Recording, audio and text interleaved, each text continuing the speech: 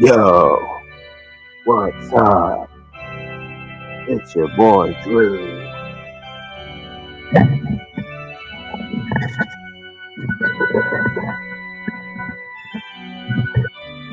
You're checking out the Monday Nitro. What's up, everybody? So sick of this guy. I just was on his stream. He's out there, ultimate cringe edgelord. I'm talking about Dr. Ammon Hillman. So if you don't know who that is, hold on, let me pull up his little.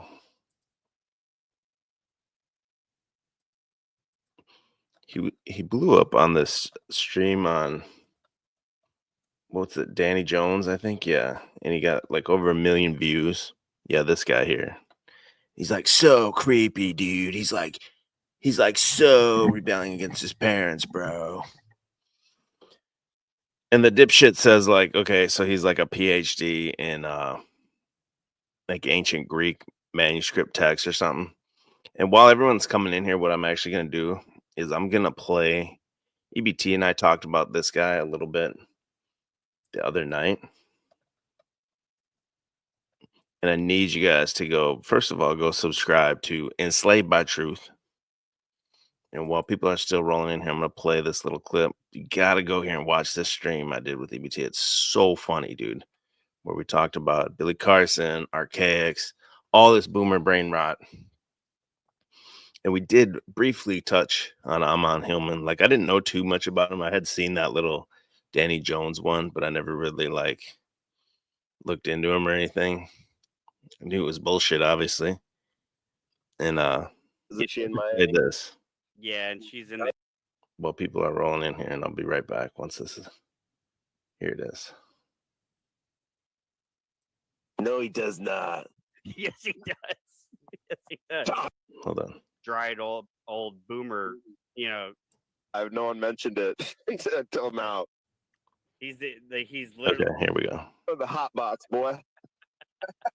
Give me I'm 1 second. tired, I'll be right boss. back. I'm real tired, boss. Appreciate you guys And for being here. Billy in that stream, he's like, man, I only sleep 45 minutes a night. That's what he said. He's like, it's not weird for me to go to my friend's house at 2:30 in the morning. That's when we talk because we working all night. He's like, I'll sleep 45 minutes a night. Yeah, you look like it, motherfucker. You look like you need about 3 years of sleep, dude. Dude, when he runs his receipts for the he's like, I happen to record my audio. Years later is the only guy that he's like, I happen to record my audio because they left that out of the yeah, and he's got the. I thought it was gonna be a video. It's just the audio on his phone. He's like, it's the audio of him ringing the doorbell. Yeah, he's like, Captain's log, 2:45 a.m. I approach West the doorbell. Go answer. Okay, guy. That just cracked me. It's like Okay, so. we're almost funny. here now. I promise. It is funny. It's funny as fuck. We go get some water. So cringe, dude. Like, who does this shit? Oh my god. Oh yeah.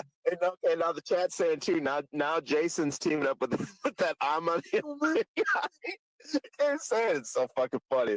The Ammon Hillman guy, if you guys don't know who that is, that's that guy that looks like a total fucking tweaker. And he says that Jesus was like selling children as drugs, like adrenochrome seller or some shit like that. Like only this guy, only this tweaker 2,000 years later is the only guy that figured this shit out. Like, and the people in the comments are like, wow, yeah, it's totally true, dude. Right. Yeah, wow. Dude. So true. So true, dude. So Jesus was selling children and for fucking adrenochrome, but but all the people against him throughout all time, including at the time he was alive, no one mentioned it until now. He's he's literally the only person that's ever figured this out. He's like a leading expert in classical, like a very specific field, classical Greek medical text. and he just makes word concept fallacies and just says, he just makes up the wildest crazy, and it's completely unfalsifiable, right? That's why Jason would pick that guy, because he can just come on and he's the only guy in the world that's ever had this conclusion. And what are you gonna how are you gonna go against the guy, right? I mean, and he's a literal fucking meth head in a kitchen is what Yeah, he you is. can. If you can't look at that guy and tell he's a fucking tweaker, you gotta some work to do. You gotta work on yourself. It's funny that the podcast they talk about that guy on the podcast that West goes on, the Julian Dory, and the Julian Dory guy has a hilarious impersonation of that guy. But yeah, the channel's Lady Babylon. He's been getting he's been having his own little minor thing going on too. A lot of channels have been, so he's much like Jason, where he has this cult following of like dried old boomer, grandmas and shit, or lonely cat women, like, and a bunch of them got kicked out of the cult, just like what happened with the errants early on. You had some of those close members, like Square Peg and all these people that were really engaging in his work and like really trying to add to the community, and then he kicked them all out. Phoenix Protocol, like, so there's jaded lovers of the cult, and then so Armand's got the same thing going on now recently too. It's pretty funny. That would have to be its own kind of stream, but yeah, this guy. Can you just pull up a picture of him real quick in case these people might have seen him, but maybe they don't recognize the name. Billy Corgan. Is this? I mean, is this Matt? Is this what Matt's been? No, Matt's got Matt's got a new channel. Did you see that? Matt's got a No, channel. Yo, Matt's got a channel dedicated to fucking Russia. yo. So this is the guy. So nobody figured this shit out for 2,000 years, and the authorities, the authorities of the fucking day, never said any of this shit. But this one fucking guy in his kitchen, and then so I've been looking at his fucking videos and like looking into him a little bit, and man, he's a fucking nutcase, bro. He's literally a fucking liberal college professor, white dudes for Kamala. He's got Trump derangement syndrome, literally, but then presents himself like he's some like creepy Satanist, and he's like so over the top, fucking cringe. Oh my god, I'll play some of his shit in a little bit, but I guess let's start. I don't even know where to start, man. Let's start here, where I guess what I looked up was his real name's David Hillman, and there was stories about him in like 2015. So I'm from Minnesota. So this motherfucker lived in Minnesota, went to St. or I'm sorry, was a professor at St. Mary's University, which this is maybe about 2-3 hours south of the Twin Cities. It's a beautiful, beautiful town, beautiful drive down there, but it's a small little, it's like a Catholic school or something. And so this guy was like teaching in this Latin and Greek or whatever his like expertise is there. And then he also was the janitor for the school when you look it up.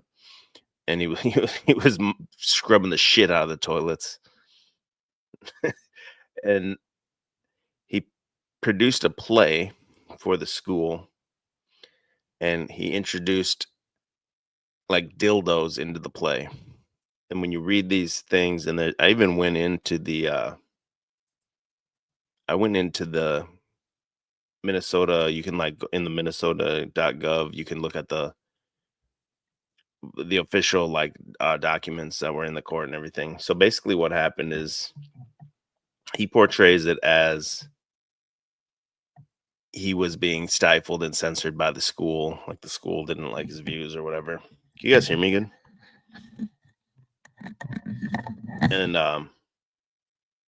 but what he's not acknowledging is that there was students saying that they felt sexually harassed by him, specifically by him telling the girls to like move like a snake and things like that, like just making them uncomfortable in 2015. And so the school kind of investigated that, and they said, according to them, he's an at-will employee. They don't have to give him a reason. They can fire him for any reason or no reason at all. And that's basically what happens in the state of Minnesota. So they didn't have to like disclose the full charges or like allegations, I should say, against him. But there was enough students that felt uncomfortable. But then he spins it and he goes to the local media and spins it. And he says that they didn't like me and, pure liberal victimhood mentality. They didn't like me and they're censoring free speech, which is funny because I was just on his chat trolling them and they shut me down 2 times right away. And so what he did is they said he did have a popular class and the students like him. He was teaching Latin and Greek. He did the Medea play and they kind of reinvented it or whatever. And he wanted to bring out this phallus shaped prop. So this big old dick. So if you look at the guy's channel, the guy's completely obsessed with dicks and like children.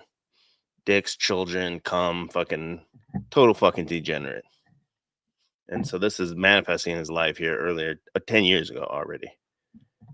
Before he fucking totally spun out of control, fucking got wrecked on drugs like he is now. So yeah, the whole point of it was we got EBT in the house. What's up, my guy? Oh, what happened? Yo, what's good? What's good? What's good? Yeah, I'm just laying the groundwork on this guy because I looked into him a little bit, and he had the that St. Mary's University. I know about that place, and so he directed the play, and supposedly in his contract he says he had like the final say, like full creative control, and this and that, and own the rights to it and all that. And in the end, school ended up like stamping it down, wouldn't let the students like really talk about the allegations, and changed the phallus thing to some like big bananas or something. So he got fired, and then he sued the school for a bunch of money. Well, you know what? You know what's funny? It reminds me. Is this like isn't this like the narrative of some movie? You got like the genius professor, and then he's like underrated, and then he ends up getting fired, and he's the janitor. But then they call him back one more time to do like this epic translation of this play, and then they suppress him again. Like it's like Goodwill Hunting or some shit. Yeah, isn't that it? Like some shit like that. Not as exact, but I mean, like. It's like that same the same trope. Yeah, and then it says here like loose cannon. They were calling Mr. David Hillman the loose cannon. But I think he says that when you read the article, like he's saying they're seeing him as a loose cannon because the school was pretty tight-lipped and wouldn't really say much about what happened. Right. Which obviously, right? They knew it was going to be a lawsuit. They knew this guy was a fucking tweaker. I'm sure there was problems with him, the guy. So what I noticed about him is that with his little cringe, what do you call it, like performance or whatever, he's always trying to like push the boundary and try to make someone feel uncomfortable. Like, ooh, hail Satan. Ooh, I'm so fucking edgy. So I'm sure that's like manifesting itself like 10 years ago. He's probably like touching these kids or whatever, getting real close to them and shit, I'm sure. Right. And you know what? I think, it seems like though the way that play was like, I think it's a pretty loyal translation to what in reality that probably is how that play was supposed to be acted out. I'm because the Greeks and shit were fucked up and weird anyway. So I'm sure that originally it was dudes on stage like pointing dicks pointing dicks at the audience. Yeah, and that's like the point of the whole thing. So I mean, like, I don't know how much to fault him necessarily on trying to be loyal to the to the language, but maybe at some point, maybe like it is a Catholic school, maybe right. like 19-year-old girls working with you and shit. And the guy's an obvious creep, but it seems like he definitely went on a downward spiral, though. I don't think he was as bad then, but I don't know. It's also pretty ridiculous how little they were paying him to be a professor. It was like what, $15,000 or something? It was something like that, and then an additional $15,000 for him to scrub the shit out of the toilets. So he had to supplement his income. That's crazy. I mean, like a starting fry cook at Jew Burger makes makes that. So hold it down for 1 second. I have a picture of him back when he was the professor. Hold on 1 second. Yeah, I think I looked up older pictures of him, and he wasn't as crazy. Like, he didn't have No, like it looks like fairly normal guy here. fairly I'm gonna normal actually guy. send it to Yeah, you. I'm gonna actually send it to you in the Discord. Are you able to pull that up? It's just easier that way. yeah. Give me a second. And I mean, you see you see him now, and he looks fucking nuts. Yeah. Hold on. Let me. I just can't get. I was just in his chat. He was just live, and I was in there talking shit about him being a druggie. And the people in the comments are like, "No, he's not on drugs. He's sober." Yeah. Okay, buddy. Yeah, I think that's we. You cut. I think you cut off that last stream, but that was a point that we'd made on that last one. Is like a lot of these people that become these in these cult followings, like, are very sheltered people that have not been around any kind of, You know, like uh, street hustlers, drug addicts, anything like that. Like, yeah, pretty common here. Let me see. I'll pull this guy up. Yeah, because this is hilarious, man. It's great. It's crazy how much the change is with this. Shit. Yeah, here. kid, take your time. Get there. Let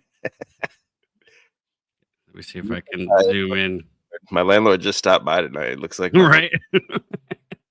literally.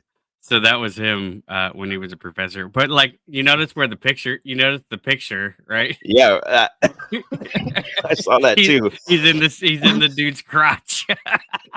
It's got to be like some long term fucking psyop or something. Mm-hmm. Yeah, the I mean, dude's he in looks between totally different there. Yeah, That's crazy. let me pull him up here again in case you don't remember what he looks like. Hold on, let me. Where's I gotta find the fucking Danny. What is it called? Danny Jones. Danny Jones was the big one, yeah. Another one of those podcasts that seem to just come out of fucking nowhere, and then it's like huge. Hold on, share screen. Hold on, sorry. How do I do this? I forgot how to fucking do this shit. Yeah, this is Danny Jones. If you look at this guy, look at these people that he has on here. It just looks like he stands outside the Circle K. Find somebody. I know, right? He finds somebody that's just fucking tweaking. Is like, hey, come on, man, you want to come on my podcast, bro? I've been waiting to do that third one there. Yeah, that one that says Knights Templars are like hiding the bones, or the Vatican's Have you hiding ever heard the of this bones fucking guy? No, Whoever dude. this guy is? Oh my god. I just saw the cover and I was like, and the title, I was like, holy fuck, that's gotta be a live. Look at this fucking guy right here, dude. Atlantis. This guy. Oh, that's Bill. That's Graham Hancock's arch nemesis. Oh, is it really? Yeah, he's the guy that went on. He's the guy that went on after Graham Hancock went on Rogan, and then he came on and like debunked a bunch of fucking Graham Hancock shit.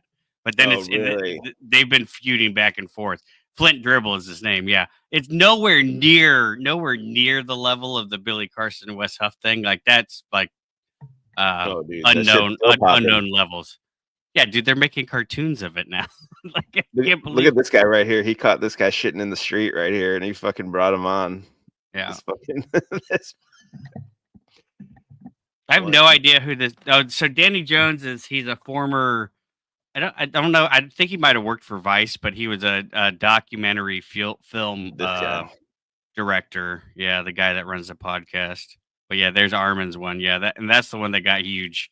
You know, he's like so dramatic and so serious. You gotta and play he's like definitely like not high on this one either. Or maybe like he's not as high as when he's on his live streams and shit. His live streams, looks like he just banged a fucking needle and then he just starts talking. Yeah. Straight fucking tweaker on the live stream. Yeah. Oh, bro, he's out of his fucking gourd, man. Maybe I should start there real quick, just not to even like go through it that long, but just so you can get a taste of like what we're talking about.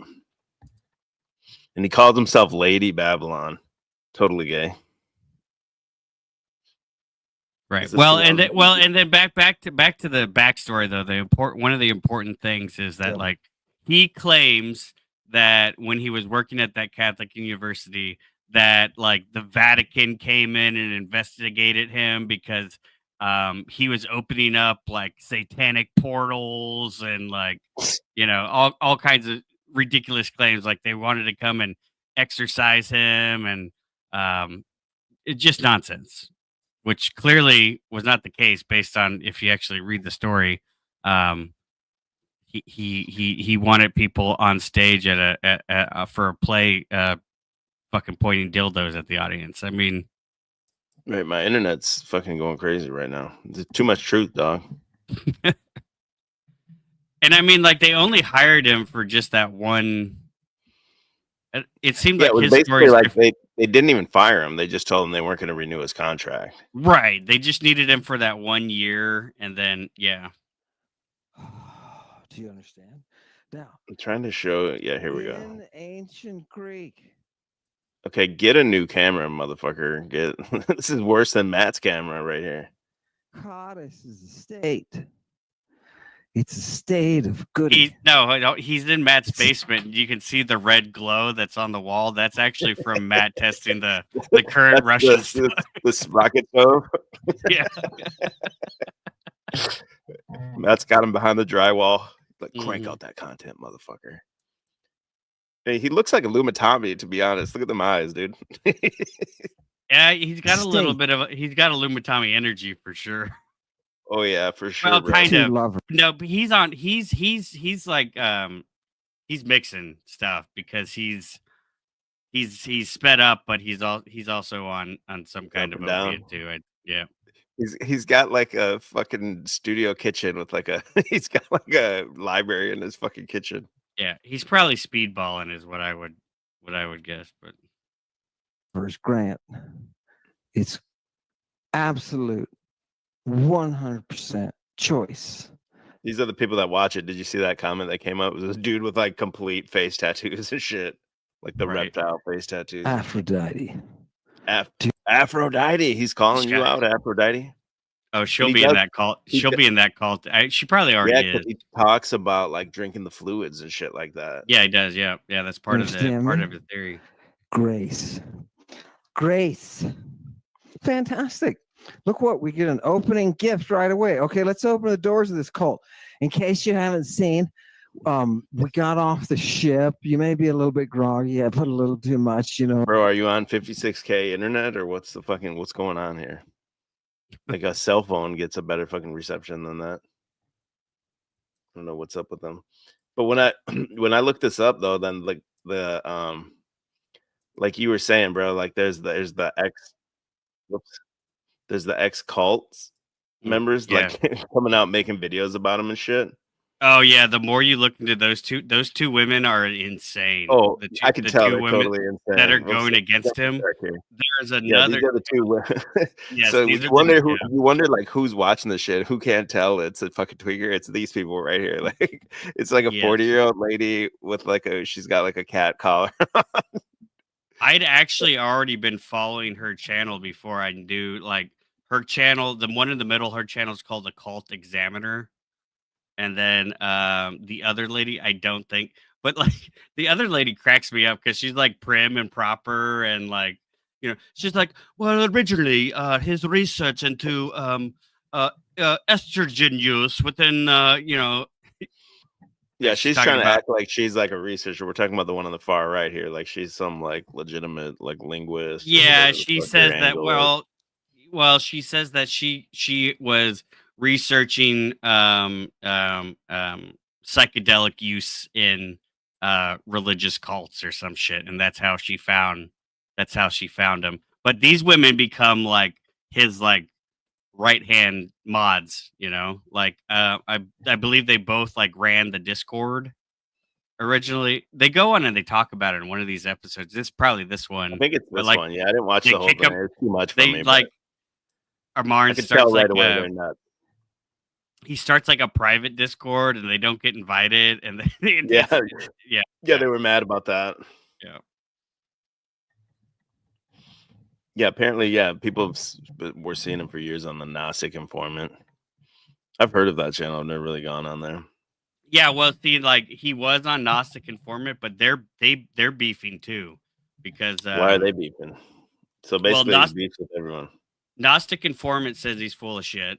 Wow. And then there even atheist Bible scholars like Kip. There's this one guy named Kip. Can't remember his last name. Kip something.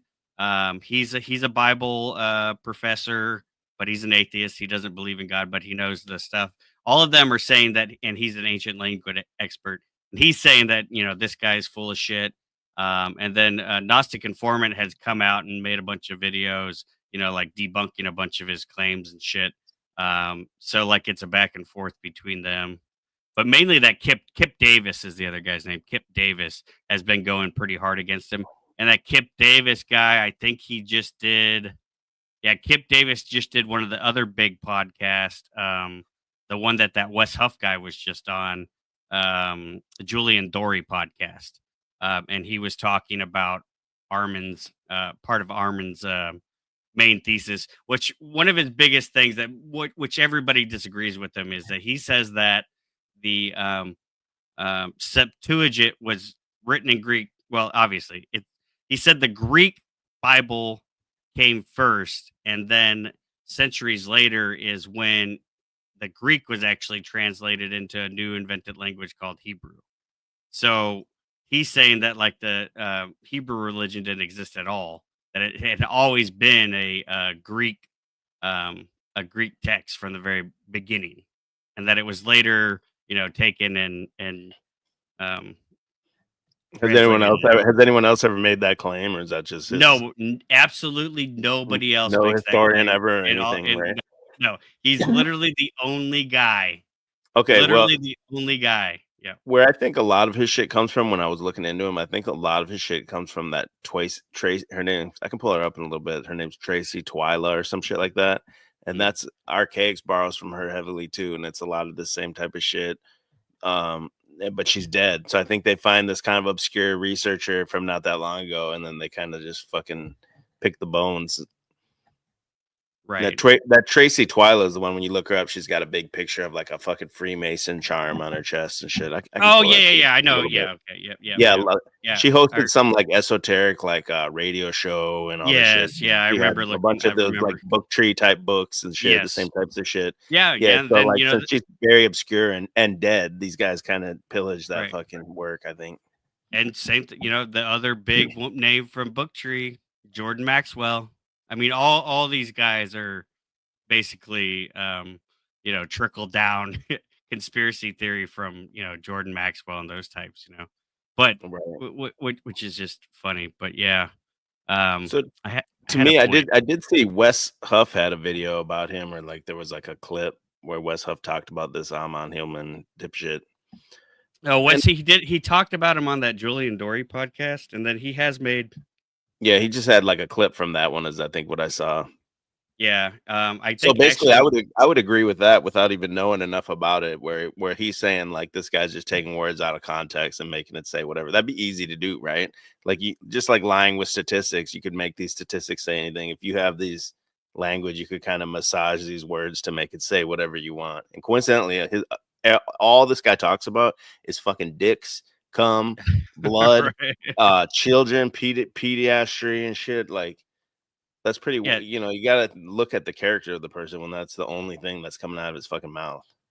Right. When somebody's making the claim that they're literally he says this himself. He's the only individual in the last 2,000 years that has ever brought this to light. Like he says he's the only guy. So if somebody's making a claim like that, it's not ad hominem to come in and kind of, examine the man himself and see like who would be making such a insane claim, that's so, allegedly groundbreaking or whatever, Yeah, I agree. And when you look up his books, I was looking at it, the names of his books, and looking at it, it's the same shit. It's about drugs and like ancient, figures. And when you read some of the reviews, they say he makes all kinds of claims, and there's zero citation that's on the reviews of his books. Well, and this is another big point of him, and maybe it'll come up. It should come up soon in one of these videos we'll watch at. But he channels a muse, like an ancient Greek muse. Like he is channeling his information. He openly admits this. And it's so hilarious that Jason would come out and say that he would work with this guy and debate anybody in the Christian apologetics Reich. And Jason famously always says, I don't got time for no channeled information. I'm just about the data. Yeah. So I mean, Right. why would you team up with this guy who is like completely different, polar different from your core principles as the Archaic's core principles, right? It's insane. I saw a comment on one of the Ammon videos when I was going through it, and it was said something like Archaics is gonna have to get gutted by your knife or something. So I wonder if they already fell out or before it even started. Or if I it's just just some psycho. It could just be some psycho on the fucking internet. I don't see them working very well together. I don't think this Armand guy could really work with anybody, but Dude, definitely not. Archaics, I'll give him this. He's a real motherfucking hustler. This guy's just fucking druggy. Oh yeah, I mean he'll be in that kitchen until he crashes out, but at least Yeah. Archaic's is out here making moves nonstop. Right, exactly. Like like Archaics is like doing his thing.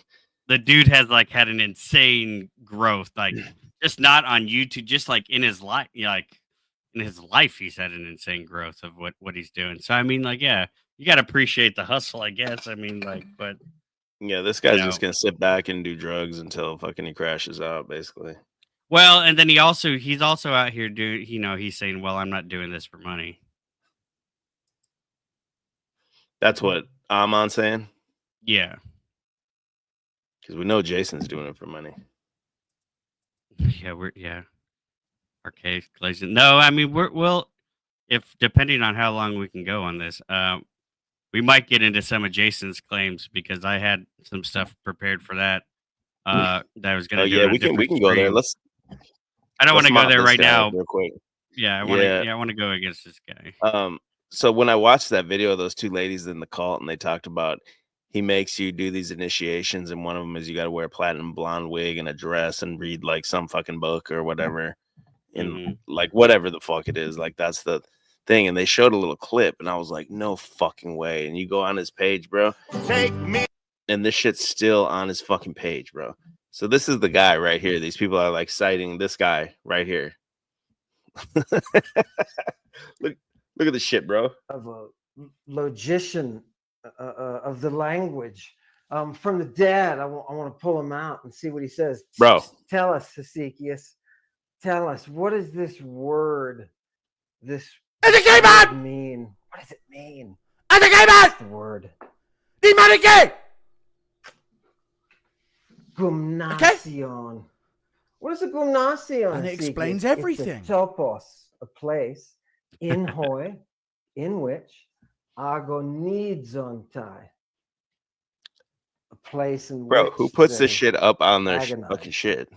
Place in which they struggle. Well, it reminds me of that free energy guru who's a big deal that I played a couple months back. The fucking guy that made the Hutchison effect. He's a same exact. He must be in the same cult. We've got 3 so far. I've got Neil's waiting in the wings. This shit, bro.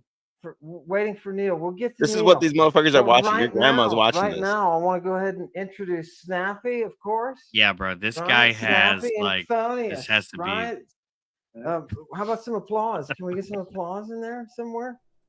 Audio applause. It's gay! No applause. Okay. He's gay the whole time. Sorry, I meant to have that going. This explains everything. So, here's what we're gonna do. And I mean, they have to tell you, right? Thank you for understanding the kit and for getting it ready. Right? That's fantastic. Fantastic. Okay. Here's the initiation, boys. Round 1. Are you ready for this? I mean, this shit's wild to me, bro. That people are citing this guy like he's some credible source, and he's out here tweaking out of his fucking gourd, coming out like this with other dudes and fucking like what, bro? What the fuck are we talking about, bro?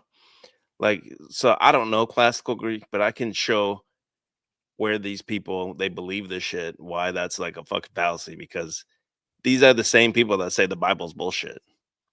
Right. They don't even believe in the Bible. But then when Ammon Hillman translate, they're like, yeah, the Bible's real. The Bible's totally true and shit. Like, yeah, like, I mean, like, why would they preserve this text, and then not for 2,000 years until this guy fucking comes around that finally breaks the code, and uncovers the truth about it.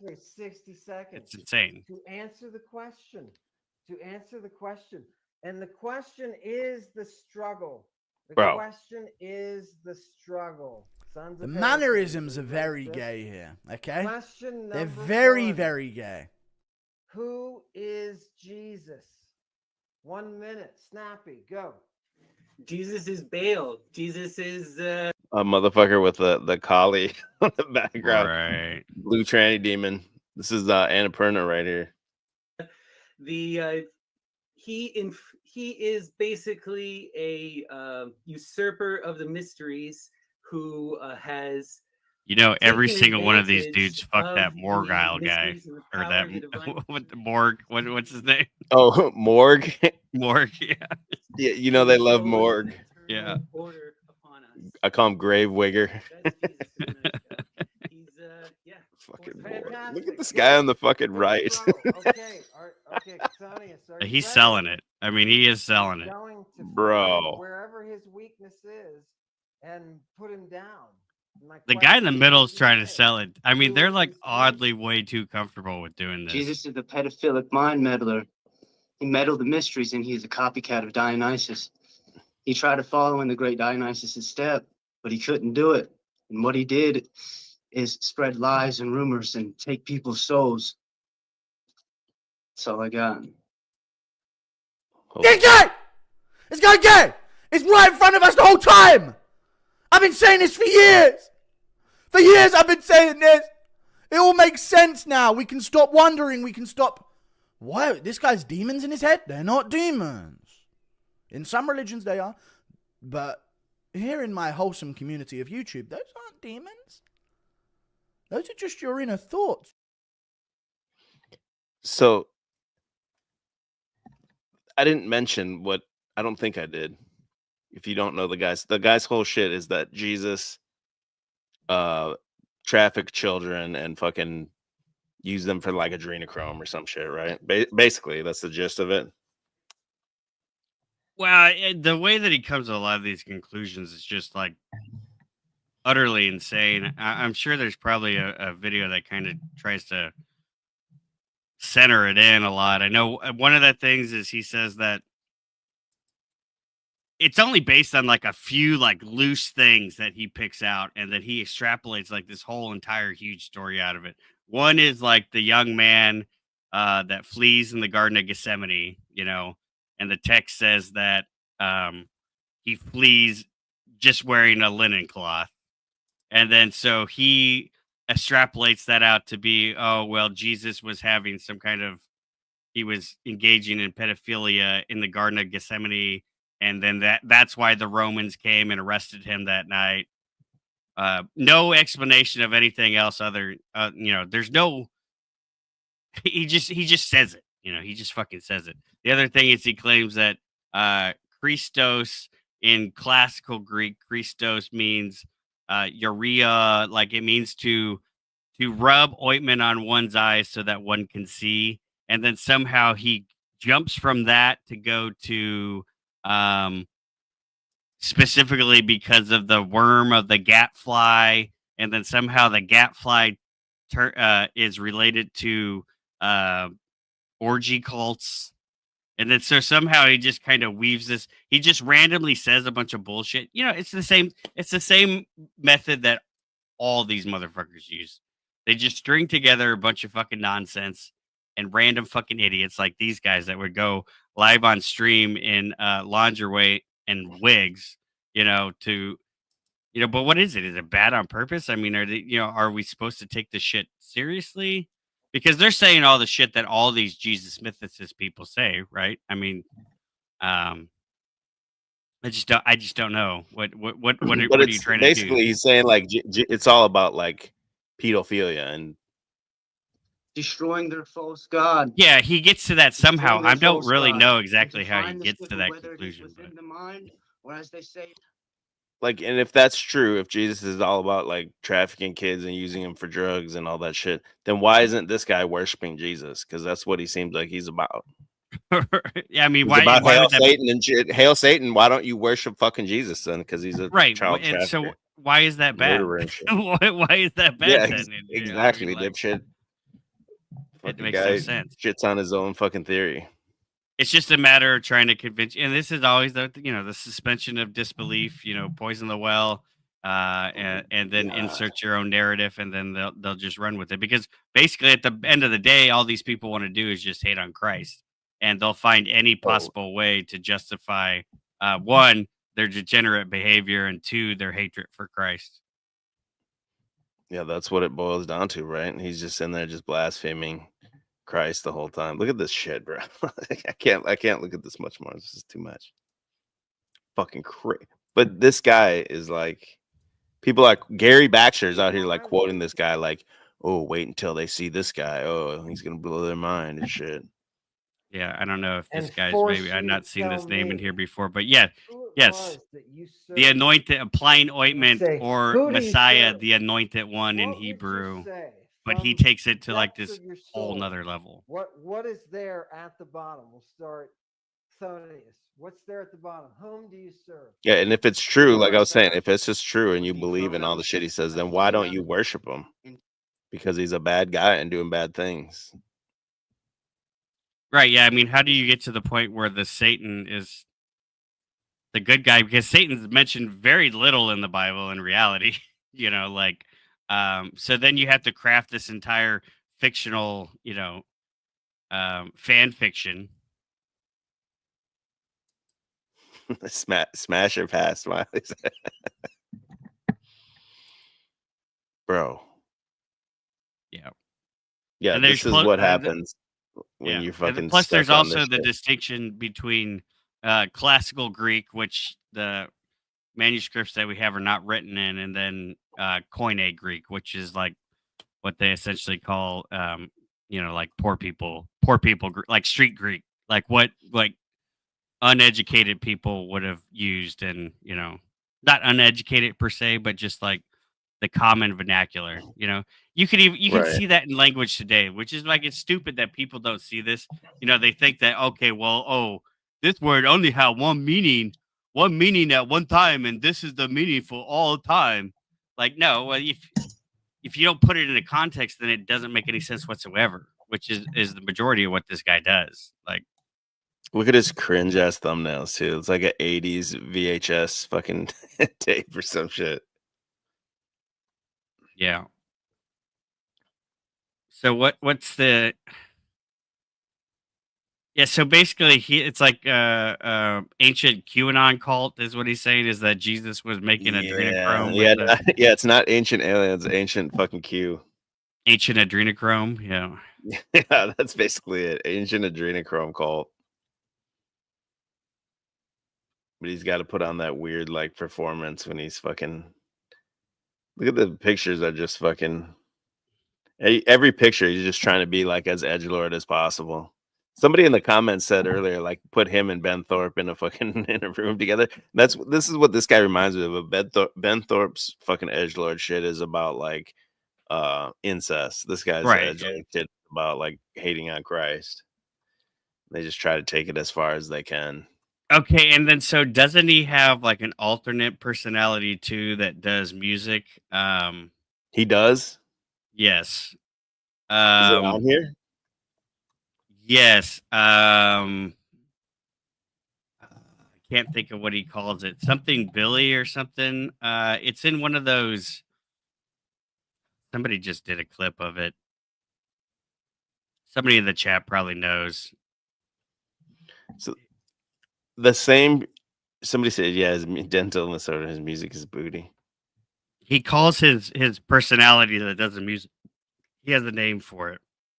Teddy Bass. Teddy Bass. Yeah, that's what it's called. Teddy Bass. Teddy Bass. Totally gay. I haven't heard any of it. I'd like to hear it. Yeah, let's find it, bro. Where is it? Teddy. I don't know. Search Teddy Bass. See if that Okay, pulls yeah. up. Teddy BASS. Hail Satan. Teddy Right. Bass. He's got a full album. Damn. Oh shit. Oh shit. Track number 1 is Medea. That's that play he made. That like traumatized him for life that they shut him down on that fucking play.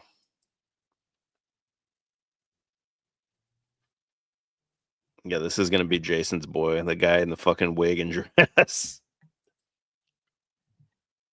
Be prostate milking each other.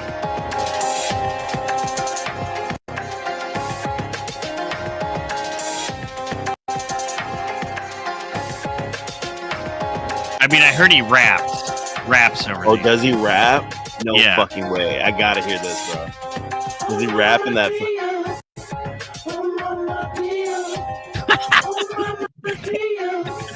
Oh my god.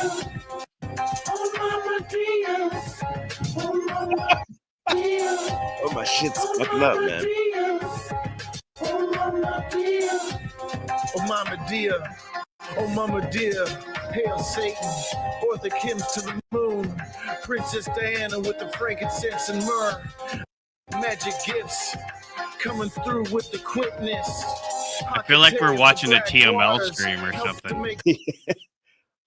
My shit won't load, man. What the fuck's going on? Those are some TML bars. The Viper Venom coming through with the deals. Hot purple spinning wheels. Bring the mystery. Is this really him? It sounds like a black guy. Yeah, it doesn't really sound like him. I think he was saying that my Medea. Okay, that's the thing. He's trying to be like some Silence of the Lamb, creepy shit, but he's just cringe. Yeah, I think this is him. That's definitely him. Yeah. Has he got some bars? Here he comes with some 16. Let's go. Let's see. He was talking about it to somebody in the clip I saw, and he said he was dropping some Maddie. Cut a rug, gadfly bug, needle craft with the prices jacked. Lucky number 7 at the horse track. Silver and gold with the money stack. For all the tea in China, still the price of scorpion venom is high. Hail Satan, We're at the final Nutcracker experiment. Magical Christmas Ballet celebrates Hold on, the we're going to season the with next one. America's favorite holiday I tradition. don't know if that was him rapping or not. I want to find him rapping.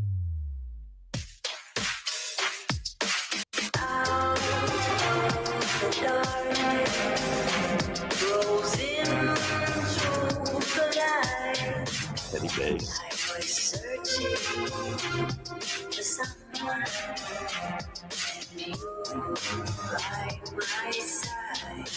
Hail Satan, peekaboo, I see you.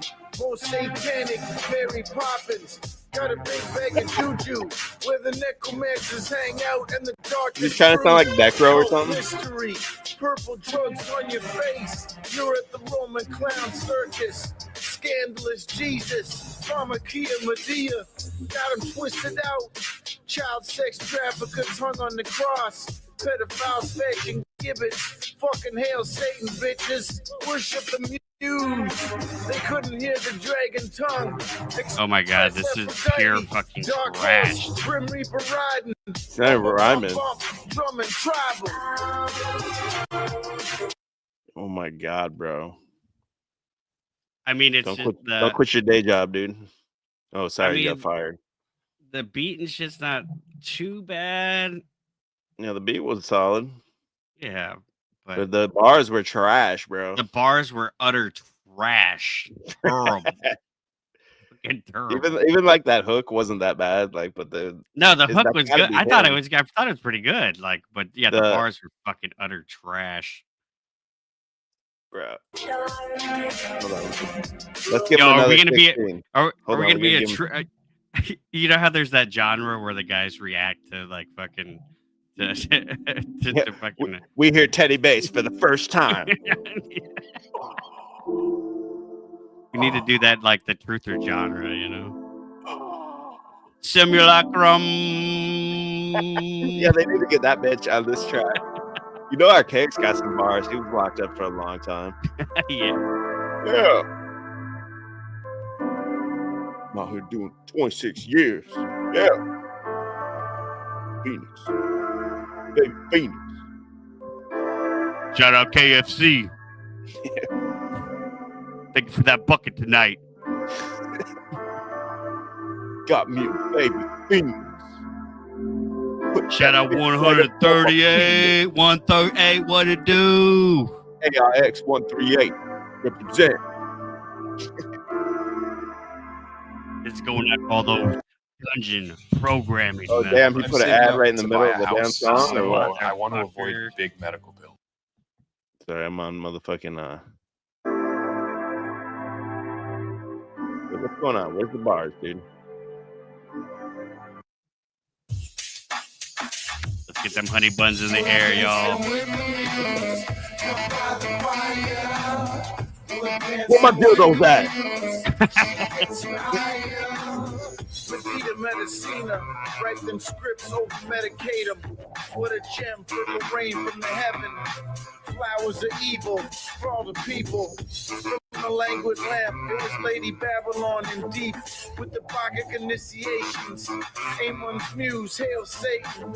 Venom heavily toxic. Every bar, hail Satan. The glory of Hera for the necromancers of Hecate.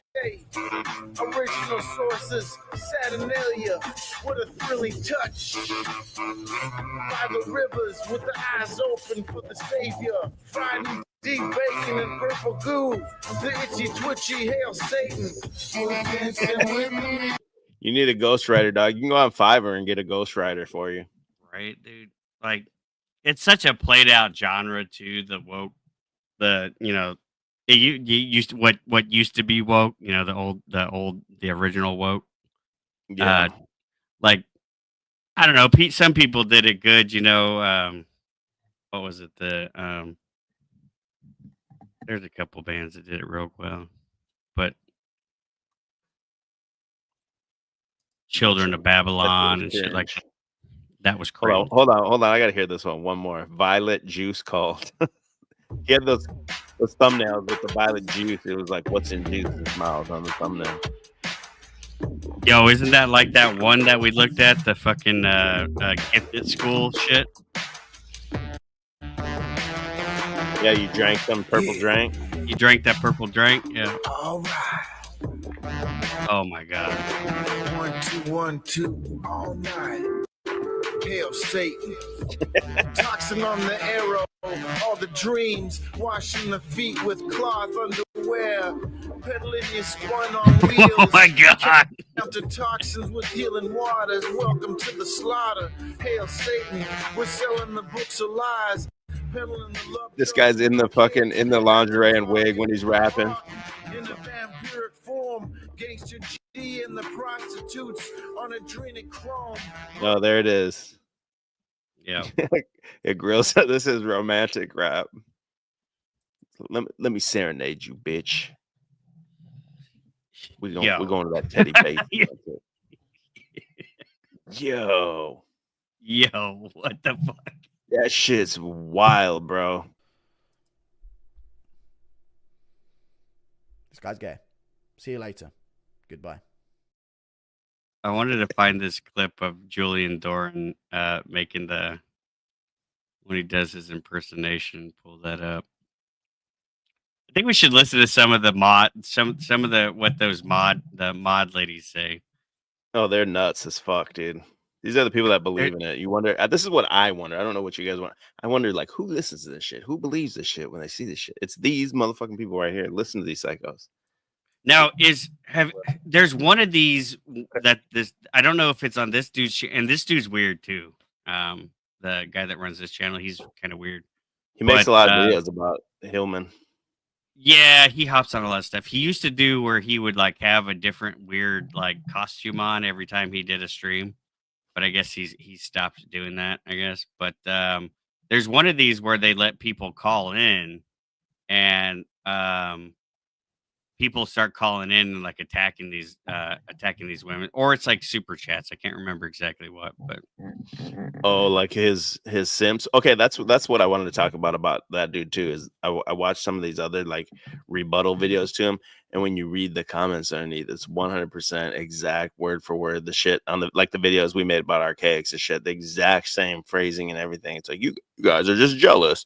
You attacking the man, not his theory, blah, blah, like all the same bullshit. Yeah, it's exactly the same thing. Why don't you come and debate him? Yeah, I literally read that one. Yeah, why don't you debate him then? Why don't you email him? Right, and no serious person really wants to. What are you going to do to debate this guy? He has this theory that only he has. You know, right? It's not like he just discovered fucking Greek. You know, like right. It's not new. He's literally a fucking college professor liberal. Like Right. I'm fucking he hates Trump on these videos. He has TDS bad, bro. He's like, Okay, I haven't seen any of that. you guys voted Like- for tyrants and shit. Oh yeah, dude. He fucking hates Trump, bro. He's like, I can't believe you guys would vote for tyrant. It's like the greatest generation is rolling in their graves and shit like that. Like, fucking hates him, bro. He's a white. That's why I got the white dude for Kamala hat on him on the cover. He's literally a white dude for Kamala. He belongs on libs of TikTok, bro. Literally. Yikes. But these people are like, yeah, this is the guy that knows the truth. Yeah, let's see what these mods have to say. What these washed up hoes got to say. They gotta be arcade. They gotta be errands too, though. No, they're They definitely errands, bro. Look at that. definitely That's like errands. a cat's collar. It's like a cat bell. If you ladies don't have anything else to add, was there anything else you wanted to add to the prior thoughts about the hazing or anything like that, they're Jevin, getting before we get to the hazed. video? Right. Not at this time, no. Okay. All right. Sounds good. Let me back it up a little bit. Hold on. So You oh, Thank you all for that joining peasant us here YouTube guy. today. to No, yeah, I celebrate think who it was. It was Gnostic Informant. He did a on rant against a these two platinum two wig two and chicks. I think is what it lingerie, was. I'll try to find which it. we will see clips of Oh. in the video. And then there is the Way of Aphrodite, which you can Yo, shout out to Aphrodite. They're calling for you, Aphrodite, over at this cult. take a lover for one night, a stranger. Here's your new community. Take on a stranger for a one night stand. That Wow. is the 3 different forms of initiation. And this video is going to let you know how you can get initiated, basically. Once you have gotten into myth and lore and Yep. you're there for a bit. Yeah. Mhm. Ali, just is it okay if I mute you while you're not talking? Yeah, sure. I You're will breathing just too pop loud, in bitch. there. I'll go that ahead the- and mute too. Your dentures are whistling, bitch. I gotta mute you. Okay, that there is a private server. Myth and Lore is the public one, but you're watched, and then you have to sort of be invited to go into the private one. It's invitation only, and it's very select. They will only Hot bitches only. have people that are very, very loyal, or show that they're going to have no problems and they're just going to be cooperative. So it's not everybody that gets. Everybody doesn't go through this initiation. If you're in Myth and Lore, you can just miss everything. But it's the private server that we're talking about. Yeah, and Right. what I want And to there has emphasize- been many servers, and I've seen a couple of them just disappear and new ones start up. And for people that are watching, a server, so this Discord, it's like this place online where people can meet and talk to each other, but they create little groups with themselves, and this is where all this happens, and they talk and initiations and all this other stuff. And basically what these ladies are saying, hey, I've been a part of this, at least Jevin more mostly, Ali, you said that you've been requested to do the initiation, but you rejected. Is that right? Yeah. Right. And this was before the private one was up. There was there was only about 50 of us to begin with, right at the beginning. And the Ordo Serpentis Rosae is the name of it. That formed in about February, and we were basically being asked, do you want to join? You have to do it this way. And then eventually the private server got started end of March, but I was out by then, so I was not invited. Fair enough. I would So- like to add that someone has sent me proof that there is proof that the groupings has gone on longer than the YouTube channel Lady Babylon. I was asked to keep that private, but they did send me a screenshot. So the gathering at YouTube, whenever he started his YouTube, that is not the beginning of the gathering of people. The gathering, dude. He's like a gathering of the jug. He's basically like a fucking horrorcore podcaster. That's my take on this motherfucker. Horrorcore edgelord podcaster, 55-year-old juggalo trying to fucking make some shit happen. So she's saying that the stream or the Discord group goes back further than even the YouTube channel. Yeah. That's crazy. I don't even know where to go with this guy. And along the If you're looking to sell your car, yeah, was that before the pod? Like, I don't know the full narrative timeline there.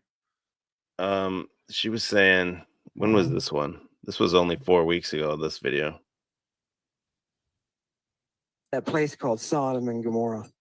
Sodom and Gomorrah. And you'll be watching the sermons on Jude, and you won't get this. He tells us they're the kind of people that enter into dream oracles. Yeah, what? These are people who get vision. Oh, these are people who are going through those rites. Yes, people. The mystery of anomie, sodomizing him, following the way of Cain. Right? He's administering that drug anally on his own medicated. Okay, look how sickly he looks compared to that picture we showed when he was the teacher. Even compared to the Danny Jones podcast. Mm-hmm. Yeah, the Danny Jones podcast, he looked a lot healthier than this. Body part. Yeah. And that kid followed the way of Cain, the mystery, the way of Cain, Lord Byron.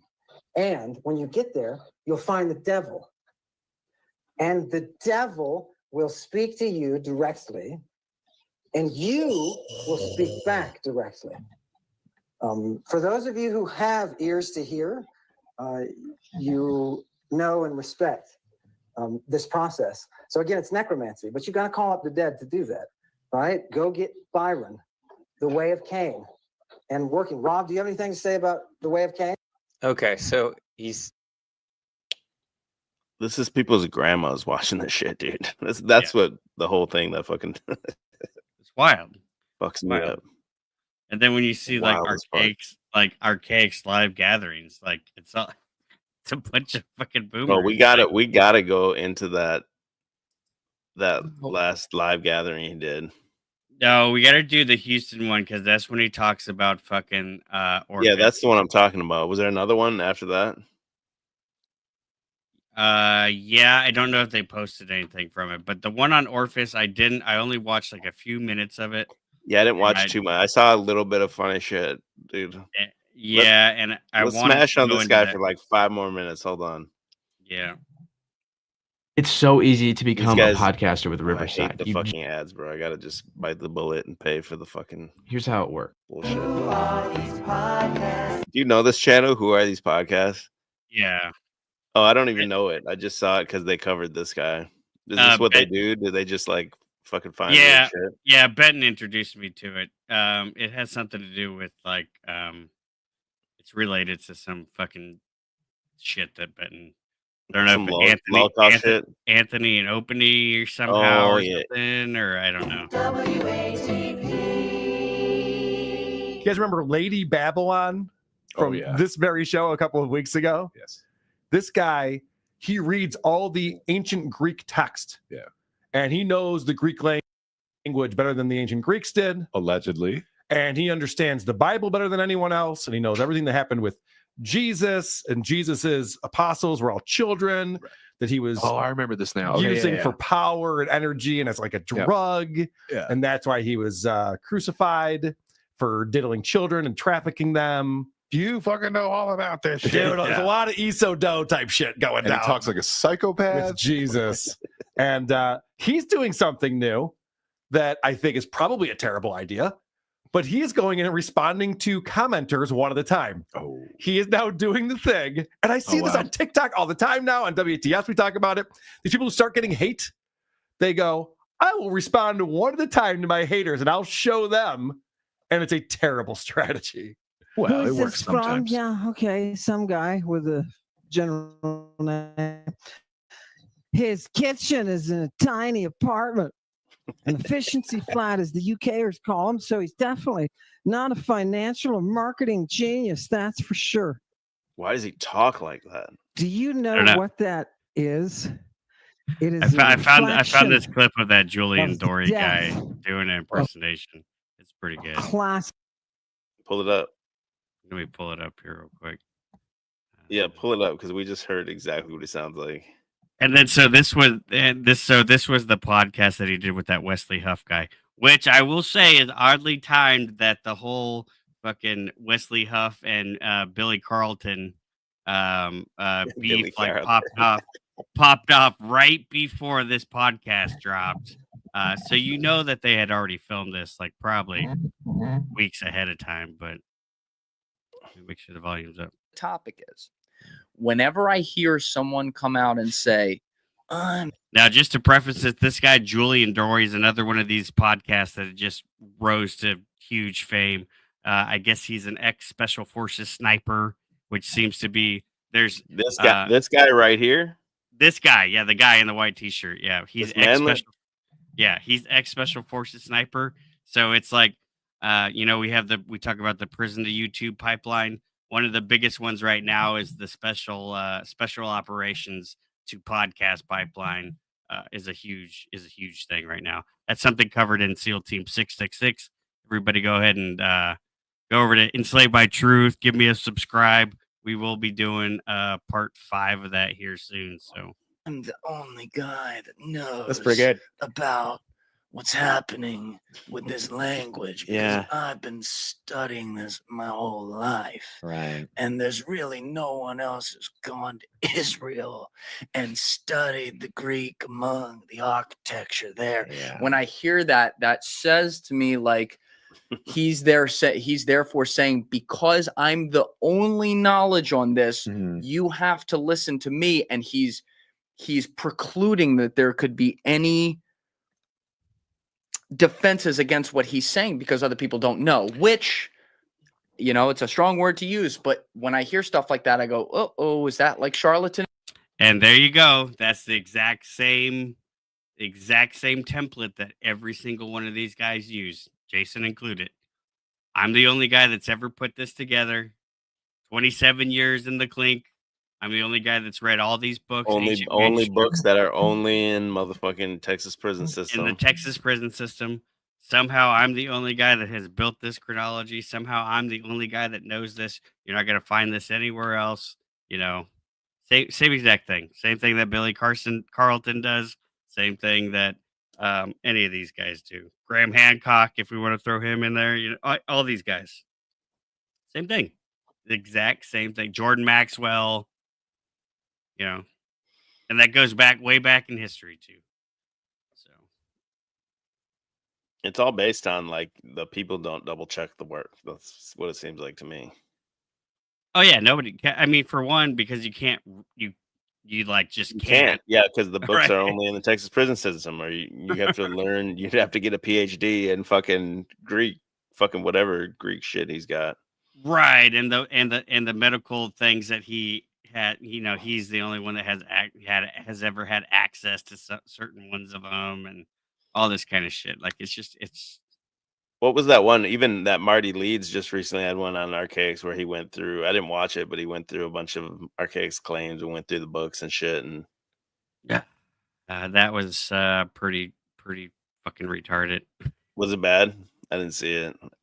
I mean, Marty Leeds is an utter dipshit too, but I mean, he did correct Jason on like some easily correctable things, but then the way that Marty goes with it is just more insane gobbledygook nonsense, because he has his own cult following as well. So I mean, all these people do the same exact thing. Yeah, same exact fucking grift. Yeah, I mean, like, why can we just ask Chat GPT? If this is just a translation thing, right? Can we just ask fucking Chat GPT to translate all this shit for us? This guy's got to be from that channel, right? I've never seen this name. I'm just confused. He seems not sure. Don't know how to take him yet. I think he's saying like the dude's legit. Okay, you're the same dipshit that says the Bible's not real. So now you're claiming the Bible is a fucking source. If that's what you're saying. It's just insane. And now, okay, well, you want to go on to Archaics because Archaics now seems to be renewed in his fucking efforts to go to war against Christianity is what it seems like to me. Oh yeah, for sure. We still never covered even the one where he backed up Billy Carson. Oh yeah, there's a really lot of meat. There's a lot of meat on that. There's a lot of meat. Yeah, there's basically Ammon, Hillman, total dipshit, pervert, Christ hater. The end. Yeah, and gay. And don't forget he's gay. I do just want to play this for the audience because actually I was really kind of blown away by the way that this works out when Gnostic Informant goes down and breaks down how this could the Old Testament could not possibly have ever been written in Greek originally, that it had to have been written in Hebrew in the first place. And it's to me it's pretty cool. So I'd like to just let that play for a minute, take a break. I gotta go take a piss and get a drink. I need some water. Yeah, and then we can come back here in a minute. Yeah, let it ride. I'm gonna go backstage for a second. Left to right, and they flow into each other like this. That's why I like this website. By the way, thanks for joining Tiger Shark. I just saw there thank you, Tiger Shark, for joining. All right, before I come to this page right here, I want to address an argument that I hear a lot. It's a common argument that I hear a lot. Medea, get out of there. Come on. So the common argument I get a lot is that, didn't you read the letter from Julius Africanus to Origen? He tells you that the Bible was Greek. You might have heard this before. But the person that's telling you this might be doing some diddling. I'm sorry. It's being real here. There's some diddling going on here. So let's pull up this letter first. Let's just look at the letter, and then we're going to look at what his argument is. We're going to go straight to the text that he's talking about, and then we're going to go and look at Hebrew and Greek side by side. All right. So Julius Africanus writes a letter to Origen in the early 3rd century, I think it is, something like that. And he says, "Greeting, my lord and son, most worthy Origen, from Africanus. In your sacred discussion with Agnomon, you referred to the prophecy of Daniel, which is related of his youth. This at that time, as we meet, I accept it as genuine. Now, however, I cannot understand how it escaped you that this part of the book is spurious." Huh? He's talking about Daniel, the book of Daniel. So Daniel, it's written in Hebrew and Aramaic. And so far in this letter, he's saying something's wrong here. Not that's the all point that's all we know so far. But let me, you might have heard this already. Real quick. So let's keep going. You just take the text and then go, this word means this, write that down. That word means this, write that down. This word. No, you have to actually take the text and make it sound like it makes sense. Because if you just translated word for word, it wouldn't make any sense. It'd be gibberish. And that's why you might find the word theosebes being translated from something less technical. That's a possible thing. So here, let's get to the game over. This is it. I'm just going to end it now. This is just to show you guys, like, Psalms is the biggest book in the Bible. The biggest book in the Bible. Psalm 119 is the biggest psalm in all of Psalms. It's the biggest chapter of the biggest book of the Bible. Yeah. Okay, guys. So this is the one that I wanted to play. This is the one that's kind of important. It's kind of mind blowing, really, the way that the Book of Psalms is laid out on this. So this is the one that I want to let play for a minute. We'll let this go, and then we will return to OOE here shortly, guys. Stay tuned. It's huge. Something I want to point out to you before we even compare the Greek to the Hebrew. I'm going to read both Greek and Hebrew right in front, right now. Thank you, Damon, for the 99-cent sticker. I think I just missed that. Tiger Shark, thank you for becoming a member. I appreciate you. And then there was one more after that, I think. Cross Bible. Oh, you know what? Before I even forget, Cross Bible, let me put your website in the description real quick. So just give me 1 second to do this. Give me 1 second to do this. This will be in the description so I don't forget. This will take a second. So right at the top is crossbible.com. And you can sign up and you can join his tier pages and stuff like that. He needs support. That's my buddy. So you did a great job with this website, by the way. I'm going to use it all the time. So thank you for that. Damon, thank you for the sticker. All right, back to the good stuff. All right, back to the good stuff. Before I even show you this, before I even go through the Greek and the Hebrew, before I even get there, there's something that has to be pointed out off the rip. This is an acrostic poem. We just saw sort of acrostic style pair of phrases in Susanna. We just saw that, right? So we know what it looks like. We know that Cicero writes about acrostic literature. The word acrostic comes from Greek. It means, I forgot what it means. Akrostikos. It means highest verse. Cicero writes about how the Sibylline prophecies of the Roman Bible, basically, this is like their version of the Bible back in the ancient world. We lost it all. We only have a few texts that survive. The original ones are gone. But he talks about these Sibylline prophecies that are written in Greek hexameter, like Homer. And then he says that they're also acrostic.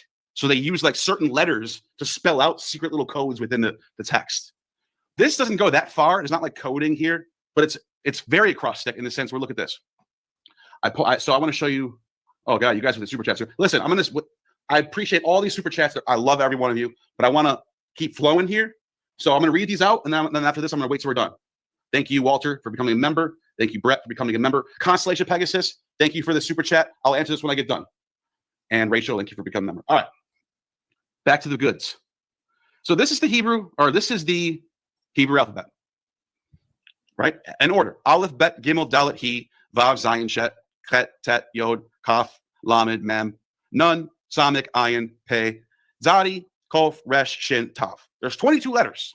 There's 26 letters in Greek. So there's a difference, right? Everyone knows that. It's nothing crazy. Now, what if I told you that this book is divided into 22 chapters? Same amount as the alphabet. All right? You should be, if you're a truther, if you're really someone who wants truth, you should be saying, all right, tell me more. Half the people watching this probably just go, don't tell me this. Don't tell me this. I love my dogma. Okay. So look at this. I want you to pay attention to this right here. This is the first letter of every single line in the entire book. Now watch this. The Hebrew alphabet in order, as I just read it out, Aleph, Bet, Gimel, and so forth. Watch this. The first verse starts with Aleph. And it does this kind of cool thing where it's like Aleph, and then it's two words, Bet. Aleph, 2 words, Bet. Aleph, 2 words, Bet. Aleph, 2 words, Lamed. Aleph, 2 words, Lamed. Aleph, 2, and it's like it does this like over and over. It's almost like a rapper. Like, you ever heard Eminem go? That's what they're doing here. It's not rhyming, but it's the front letter starting off, and then it's like bouncing. Let me show you. So I still got my Hebrew alphabet up. Okay, good. Aleph, Aleph, Aleph, Aleph, Aleph, Aleph, Aleph. Then it changes up. Bet, Bet, Bet, Bet, Bet, Bet, Bet, Bet, Gimel. Remember, see the third letter in the alphabet? Gimel, right? Gimel, Gimel, Gimel, Gimel, Gimel, Gimel, Gimel, Gimel, Dalet, Dalet, Dalet, Dalet, Dalet, Dalet, Dalet, Dalet. He.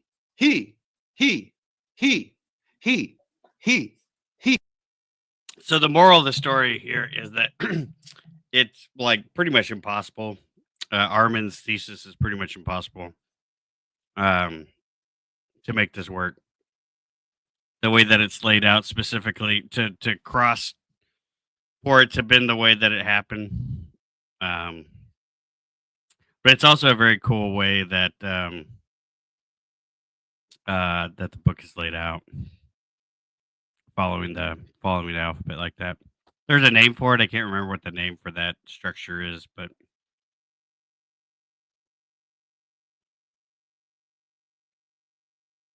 Mike. My bad. I think we got Aaron in the chat. Mr. Aaron, would you like to come up and defend your daddy? We'll drop the link if you want to come up. We've tried for years to get Aaron's to come up. I don't think one of them's ever taken the challenge. Okay, well, we can drop the link. I can find the next video that I want to play. We'll let Gnostic Informant go here for another minute or two, and let me get this other link pulled up because we're gonna move into Archaics next. That's our wheelhouse. I want to go right to that Houston live event, and I want to go straight to. I believe it's around 3 hours is when he starts talking about the Orpheus software, which is something we've been talking about since for years. and we're saying like, yo, if you have this, this would be your main focus. Like, fuck all this other bullshit. Fuck all this other bullshit. That would be your main focus. If you got a computer software program that accurately predicts the fucking future, yeah, you focus on that. Vav. Okay, but we're only gonna post the link only for parents only. Yeah, we're not gonna devolve into a fucking retard panel quite yet. Yeah, I agree. Yeah, let me play this and I'll pull the You want to up. come on and defend Ammon Hillman or Jason Zion. Bashir? Zion. Yeah, you're welcome. Come on up. I know there's a couple of fans of ours that were fans of Armand because a couple of them were saying, "Oh no, dude, you're wrong. I'm taking his Greek lessons and all this kind of shit," which is cool. If you can learn Greek from the man, yeah, go ahead. I mean, like, he knows that. I mean, like, we're not discrediting him on that. So, but as far as his translations and shit, or his overall thesis seems kind of fucking retarded. And the guy's obviously a fucking meth head. But yeah, let me find this Houston meetup. Hold on. I know you want to start there. Can we start with the short where he's got that fucking truck? Yeah, we can do. Ops. Hold on. I didn't even watch that yet. So yes, oh, please. bro, you got it. Hold on. So wait, so the rape van is gone. He's got a new. No. He's got that still too. Here, I'm gonna put it in the backstage chat because my fucking internet connection's being stupid. I put it in the back. Oh my god. Yeah. It's just Here we go. 1 minute. Let me check. Okay, here we go. Yeah, let's see this. I'm at Torrey Pines State Park outside San Diego. My buddy Eric here.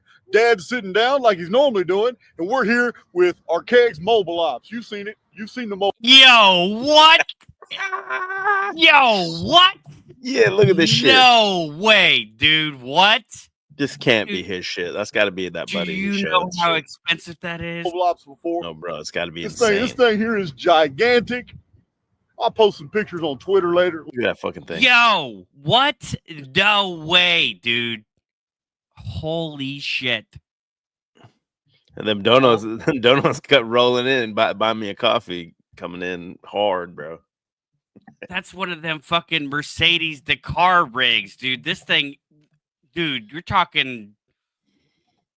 That's like that's his bookmobile. It ain't a bookmobile. That's a crookmobile. Dude, that's like 300,000 easy, probably way more. Later, it's huge. You've been in here before. You've seen this. It's got to be his buddies. We went all from Texas to California this one time. I mean, it's definitely old, but cost $3,000 in gas. Brings my van to shame. My van looks tiny as hell compared to the mobile ops. Hey guys, we're having a blast. Later on today, don't miss it, because we're going to be talking about the cult of Christianity, and you're going to be hearing all new stuff. He's big time renewed, and after Christianity now, after Billy Carson got wrecked, he wishes he got wrecked like Billy Carson got wrecked. He wishes he was viral. Yo, he's saying the same shit. Okay, so you're bringing all new stuff to the table. I highly doubt that he's bringing anything fucking new to the table. If you're just making bullshit up, it's all the same shit for like 2,000 years. I've been hearing him make the same fucking claims though, and then he never fucking he never actually explains any of them. He just says it like, "Oh yeah, that's a Greek stage play." Yeah, you betcha. And then he never tells you like what, like why, how are you getting to that? You gotta follow his Twitter, and then oh, dude, I went through the Twitter and looked at some of these posts, and I was like, dude, literally every single fucking thing you're saying is like, you're so wrong. Like, you're so wrong. The exact opposite is what. It's so bad. He quotes like 4. We're not gonna get that. Let's try to keep on track here. So this is new Archaic's mobile op. Holy shit! Use your head. What did he say though? The mobile ops before. This thing here is And I mean, that's not really. It's not like a super fan. It's just like it's like a super cool rig, though. Like for people that are into like overlanding and stuff. That's like that's not common to see. It's imported. He Like needs to get the archaics wrap all around it. that's like somebody that's like really into like a specific like niche of overlanding. Like they had to pay a lot of money to get that. You know, it's not super like high luxury. It's Look just at his like face. Look at his face there. He's like, you motherfuckers bought me this. But like, you know how much like a G wagon costs, right? You know, like what a Mercedes G wagon is, or like a Never Unimog. went. So what do you think? This is like a $250,000? Yeah, probably. Yeah. Damn. I don't think it's his though. I think that's why that buddy's there. It's got to be his buddies. Yeah, that's what he's saying. Yeah, that's what he's saying. I'm wondering what's happening with the. I wonder what's happening with the fucking. Yeah, RFB better step it up. Yeah, his Lexus ain't got shit on that. Yo, speaking of which, fucking Jake the asshole stole my fucking Richie from Boston fucking bit last night, dude. What the fuck, dude? What did he do? He stole my Chinese drones coming for your anus Richie Boston bit, played it like it was his own, and said he's the best person that ever has done a Richie from Boston impersonation. And that even Richie saw it and he was like, yeah, that's pretty good. I couldn't believe it, dude. I couldn't fucking believe it. Is Jake the asshole? Is he spiraling about the final experiment, flat Earth? I actually don't know. He was. Did you see some that? of those copes were fucking funny. Some of the ones I saw. Oh yeah, I mean, do you remember when he came on the stream, Jake the asshole? Yeah, I wanted to like clip that out of your guys' stream. Yeah. I don't even remember which stream it was because that shit was funny. Because right before he comes on, you had Aphrodite on, and then there's somebody carrying like a fucking dead body to a car. Do you remember that part? Yeah. But what the fuck was that, dude? Yeah, that was like insane, bro. And then he comes on, and it's like, what the fuck? I don't remember what stream that is either, but it was. I know because now I got this. Finally got this laptop set up. I got my hard drives. I got the fucking video editor. It took me forever to get all my shit together. Crazy gold in that stream, bro. That shit was hilarious. They were carrying a dead body right in front of fucking Aphrodite. And it's always like there's like an hour inside like some stupid long stream. Yeah, where it's we need hey, listen, call to arms. We need a video editor. There's gold in these fucking streams, dude. It's just a lot of bullshit too. But if there's somebody that watches it, you gotta go right back and clip it right after you watch it. Just put it on your own channel. You ain't even gotta send it to us because there's some fucking gold in some of these streams, man. Yeah, guys, 2025 OOE. We're trying to get some Andrew Wilson level fucking grift going on here, folks. Like something, man. We got to get dono bars on the screen. At least let me become a low call like Wes Watson or something. Or something, shit, yeah, something, a little something. Just want to make some money off it. You know what I'm saying? Motherfuckers ain't clipping nothing. Nothing. What are y'all doing? What are y'all doing over here? You know, even Nana's over here reposting fucking Tartarian truth shit. Do we need to go into the Tartarian truth stream the other night when he got so mad at me? Were you in there when he got so mad at me? I was like, he was just fed up with life. It seemed like the whole stream. He was like, yeah, fuck these mud sharks. Fuck TV. He's like, I've got over 400 different clips on my phone about how all these women are saying, oh, they don't like him because he's 5'7" now.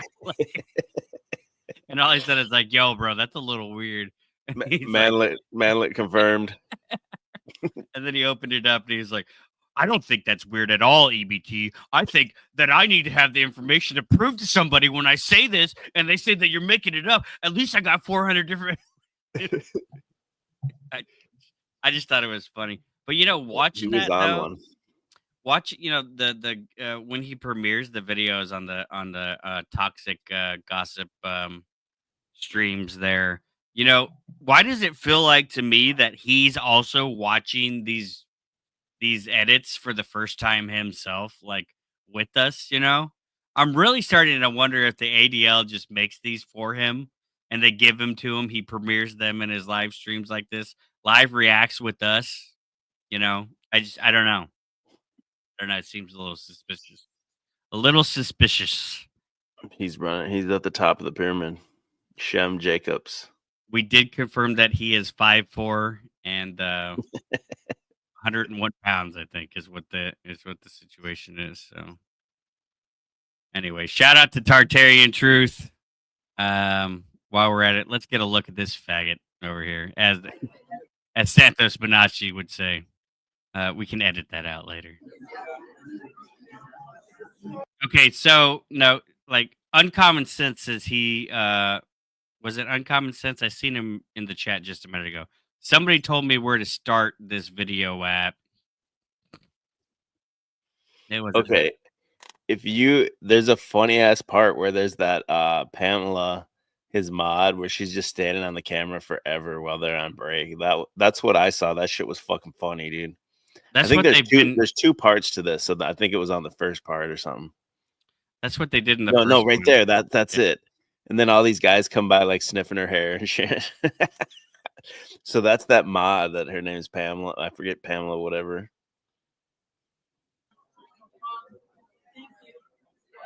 And Look she just look at these boomers, man. This is what I'm saying. Boomer brain rot, bro. These boomers are getting sucked into this shit right here. Ammon Hillman, Jason Brashears, all this type of shit, bro. Look at these people, bro. Look at these people. Look at this woman right here. Mama San. Oh, Yeah. Jason. I like a Phoenix. I like a Phoenix, Jason. $138. $138. Table shower. Use the towel. Yeah. Use towel. Yeah. The year of the Phoenix. The year of the 138. Phoenix. 138. Yeah. Look at this guy. Look at this guy on the far right. Dude, what is this? Oh my god. I just want to go in there and yell bingo and watch them all just be like, oh, they get so mad. Look at the bullet on this dude too, though. Oh, and then look, what a perfect pause. Look, the halo around Jason. Oh, yeah. He's got the Phoenix wings rising out of the fires. Wow, dude.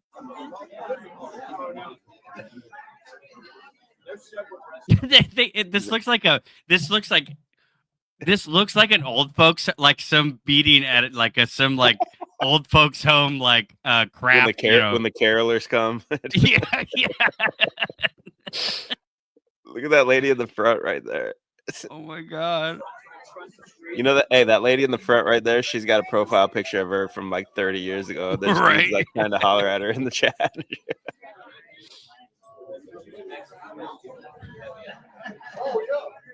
Look at this guy on the right. I can't get over that guy. This guy? I know. Yeah. Right? He got like Unabomber vibes. Wow.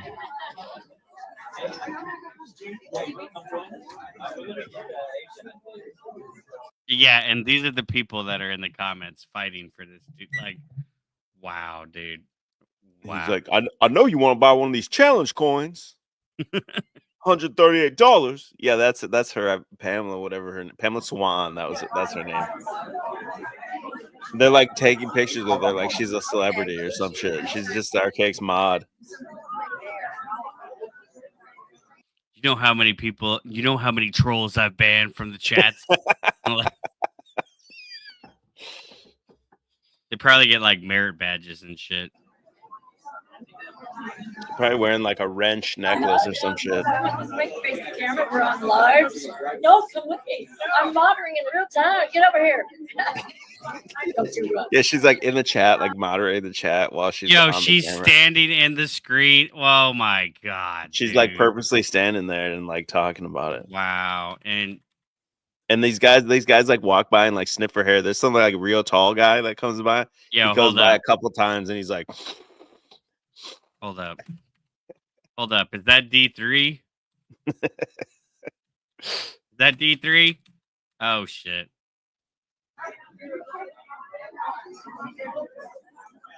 Yo, she's got that Franzia box wine drift going on right there, dude. Definitely. Let me put my readers on. You know how the old ladies do the phones too, like where they just have like the one finger. Look on the right. I think that's Kim before the storm right there. That's Kim. Oh wow. They're all just trying to walk by her and like brush their thing on her.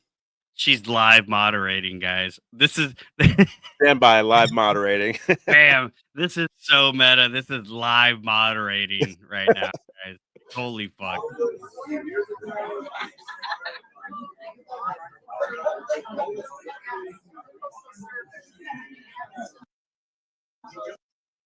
Alien, you see him shapeshift. He forgot his dentures. He's like, oh shit. Like, shit. Better go. I can't even eat the stroganoff. Better go grab them real quick. Excuse me, young lady. Aren't you a young spring chicken? Did I leave my choppers? Did you happen to see a pair of choppers?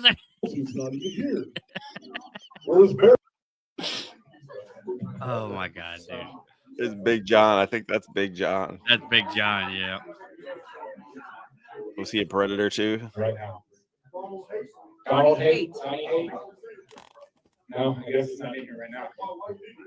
So his friend is like sick. What? Hey guys, let's get some guesses in the chats. It looks like Big John here is wearing some khaki cargo pants.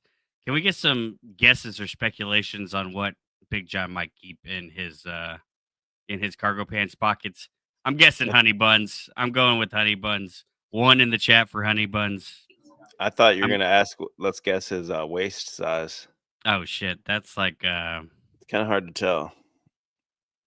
Yeah, I'm not see even. People stand next to him first.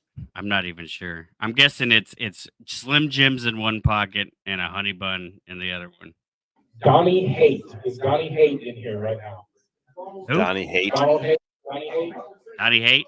That's Trump. They're dog whistling Trump. So his friend is like sick. I mean, is this room really that fucking big? Where His friend is sick, so someone's there and not having a good time, and they were like, "Yo, find my friend. I need to leave." Motherfucker, this is not Disneyland. This is literally just a little event hall at a fucking VFW or some shit. All right. You can see everybody that you're looking at while you're talking on the fucking microphone. All right. Like, definitely amazing.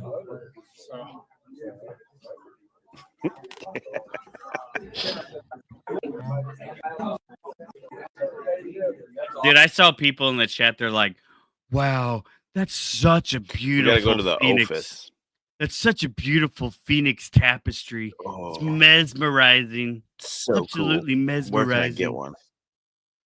Let's see who these. I know. I know. Yeah. Yeah. It's top. Excellent. Guys, we got a little time here. You ever had errant pussy? You ever had that errant pussy? Little hint of depends in there.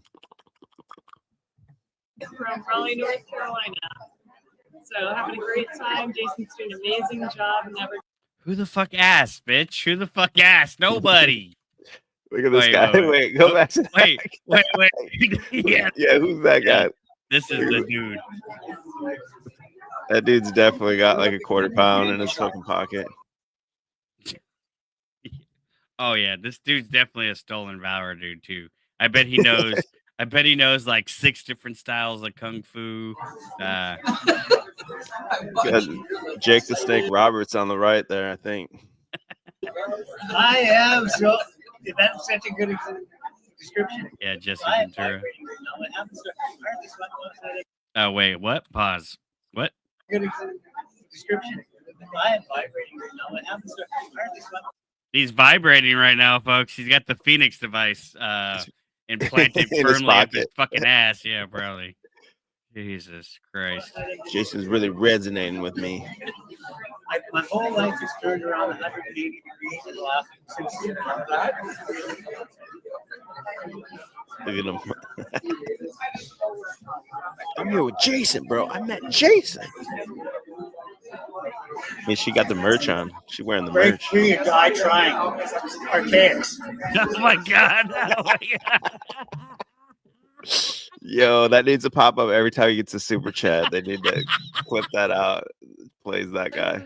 Oh my god. Oh my god. It's just too funny. You got play that one again. Hold on. That was too good. Break free and die trying.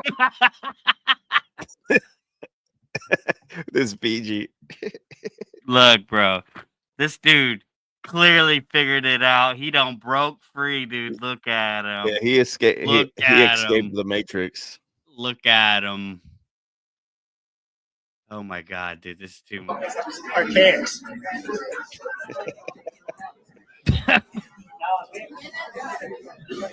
Good job, Fred. Good job, Fred. Good share, Fred. Good job. Bro. Never doubt yourself. That's OTW's dad right there. That's my pops. You know what? These guys didn't even know what Archaics is. This is just like a random VFW haul on a Wednesday night. All these Right. dudes were already fucking shit faced, and Jason just showed Well, up. they heard there was a bunch of old ladies there, and they were like, "Shit, let's go, man." There's a bunch of bitches there. Shit, let's go. Where the bitches at? They're at the VFW, dog.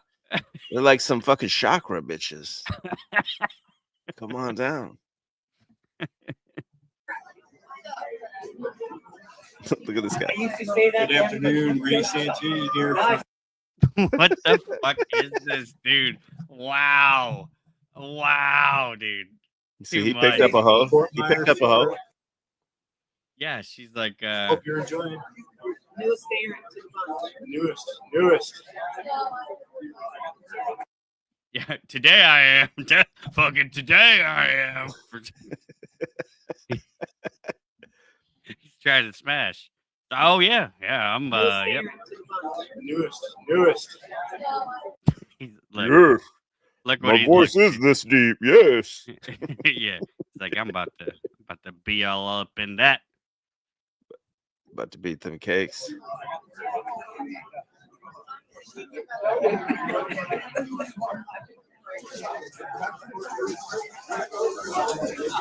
Yeah, this guy, dude, the Steven Seagal, fucking Jesse Ventura guy, he 100% drives a van with a fucking mural painted on the side of it. You can't tell me that he doesn't. He's Like got a fox, fucking like a fox mural. a phoenix, probably. Yeah, fuck, dude. Or he drives one of those fucking custom dualies that's got like the stupid like back spoiler thing off the cab or some shit. Guarantee it. Let's see if we got any of these other fools. Who you arguing with, Smiley? Smiley's arguing with somebody in the chat. I don't even see the other person. There he is. The man of the hour. Open to a meetup. The third one gets blocked by a tornado. Oh, do you see that? 3 attempts to come from Benny Riley. Benny Riley just doesn't have any luck. 3 attempts. Bam. Bam. The 3 6s for the masses. Bam. Bam. Look at this deceiver right here. Look at this sodomite right here. Black You and white believe- for Freemasonry. Bam. You believe this? You believe this, man? To come to a meetup. The third one gets blocked by a tornado. As soon as he makes a meetup, he goes and eats Mexican food and falls out. Damn fucking goddamn Mexican son of a bitch. All right. We got to get into that orifice. Yeah, we gotta. So if you don't know what the orifice is, this is a thing he supposedly invented somehow in prison, I believe, and then he paid some guy to like design it for the computer.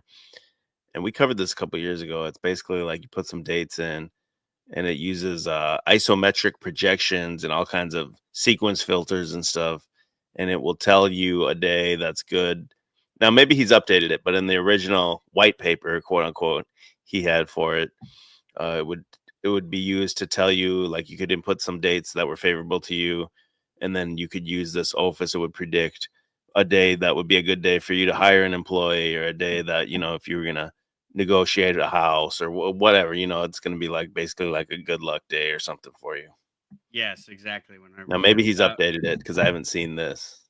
He gets into a little bit, but he well, from what I've seen, he was kind of tight-lipped on exactly how it works. He uses he puts in an example. And the example that he uses is the Billy Carson thing. And he says that he created it. But he wasn't able to know that until post hoc. So, I mean, how well is it at predicting? I don't know, but I've been really eager to get into this and listen to this. Because, like I said, we've been talking about this for years. We've been begging for him to drop more information on this. Yeah, it's this one of the first Windhammer things guys talking shit about us like we don't know what we're talking about. I bet you never even heard of the motherfucking Ophis before this dude talked about it the other day. We got a video on the Ophis, it's still on my channel from fucking 2 or 3 years ago, where we decoded the whole fucking thing. So if you think we don't know what the fuck we're talking about, I dropped the link for you. Windbag only. You can come on up. Well, and then also there when he mentioned it earlier on several years ago. Scared little bitch. She's a scared still. No Aarons can ever step to the fucking plate. Just a bunch of kids. You're probably the fucking ponytail fucking yeah, which one were you? Which one were you on this video? Yeah, dude? which one were you on there, buddy? Sorry. Come on up with your Norse rune. No, but you remember when you talked about the Orpheus early on? He said some weird thing where he was like, he said that he was working in a government cubicle. I have that clip. Yeah. Do you have it now? I can get it. It's on my channel. Give me 1 second. Great. Yeah, let's get that because I think that's important to this. That is what he said. The volume of it is pretty low, but I have it.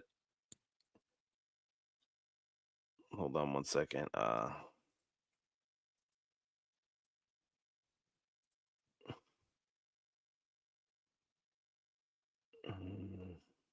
I'll let this play for a this minute. is it, right? I got it. Okay, just put it in the private chat and I'll get it.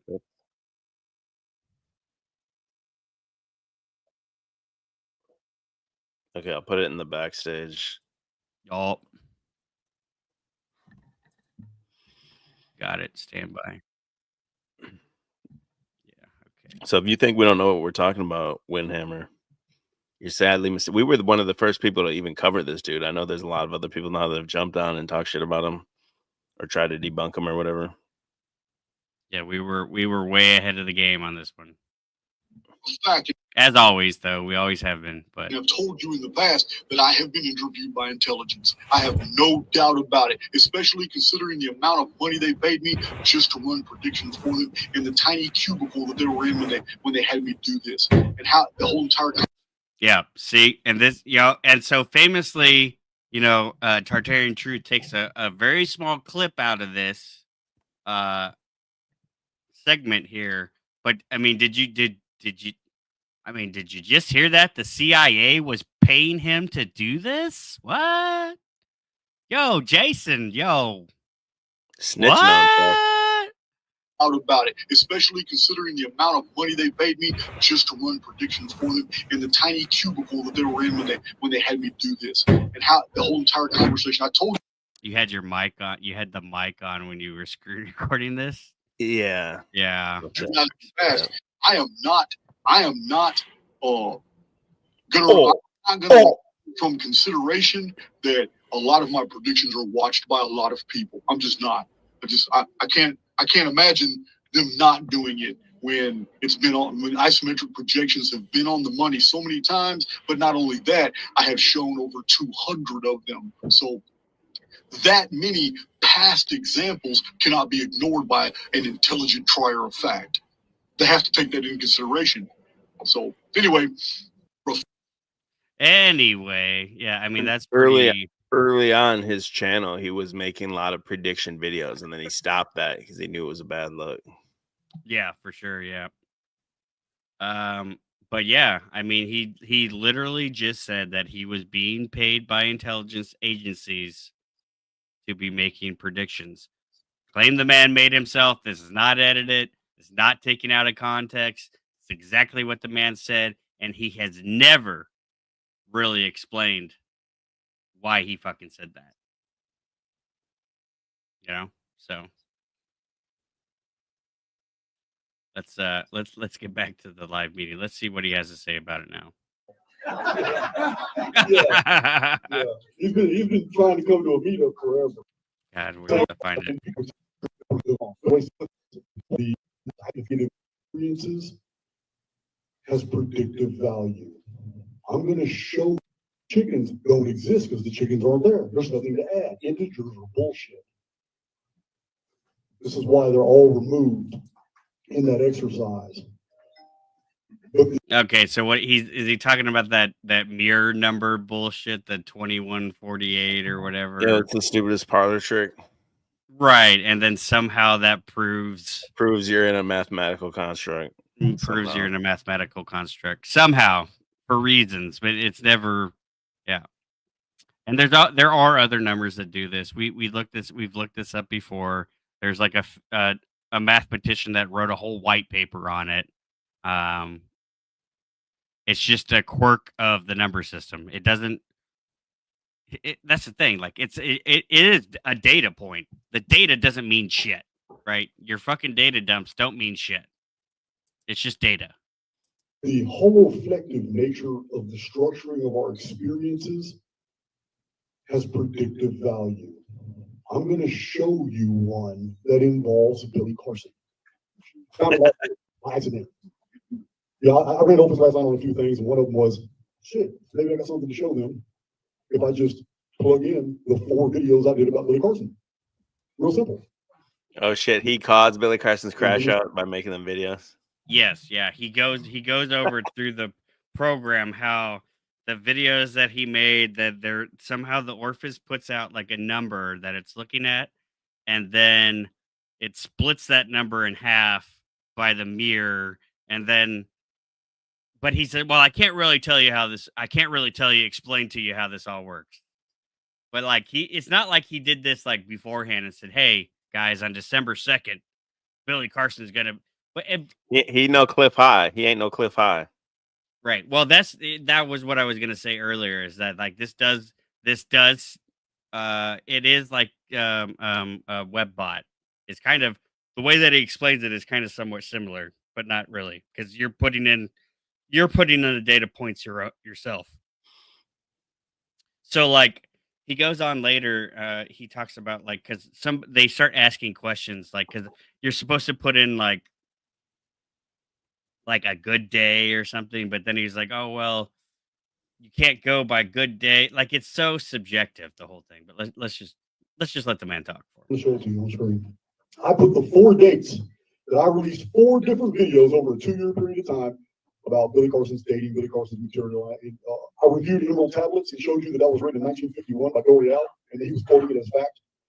I did a book review where Matt LaCroix actually was the one that wrote the damn book, and Billy Carson just added some stuff, copy and paste stuff off Facebook, and then. So he really thinks that he's the only first person who has ever called out Billy Carson, which is just so far from the truth.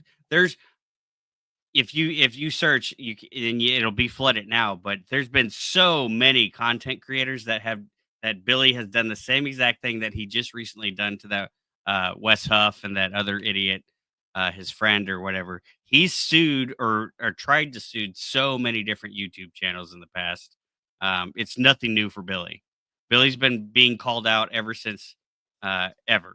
You know, like he's an obvious grifter. Put his name on it as the principal author. I did those 2 book reviews, and I did some Billy Carson reviews of his Anunnaki stuff. But it's 4 videos. I'm gonna show them to you.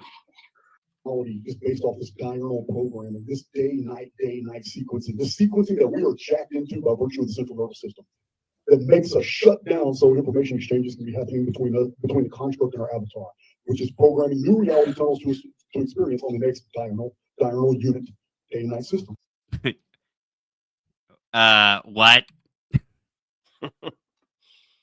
It's a shutdown so information exchanges can be happening between the He's talking about sleep here, avatar, which is programming new reality tunnels. And remember, he says he doesn't dream. To experience on the next diurnal unit day-night system.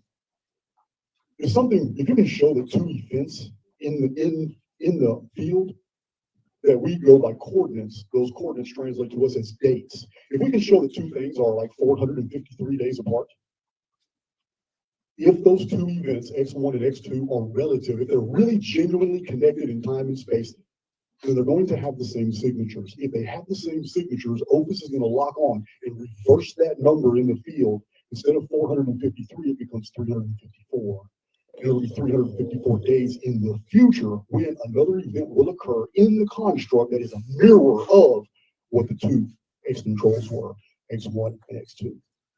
That's But just one of the hold on, breaking pause it. operations. But if you put the two numbers in and the shit doesn't happen, those original two just weren't genuinely right. Yeah, connected exactly. together. That's basically what he was saying there. Right. You thought they were, but they weren't. It's literally just a crapshoot, is what it is. Isometric projections is one of the 14 operations. I can only explain vaguely what the other 12 are. Or maybe not. Barry's not here. But Yeah, and this is the same thing with like fucking Billy Carson. Billy Carson's got some advanced high technology. Sorry, I can't explain it to you, but just take my word on it, bro. I'm on YouTube, so I gotta be careful. So the holoflective numbers are everywhere. I've shown them in the rise and fall of empires, nations, showed them operating in the United States history.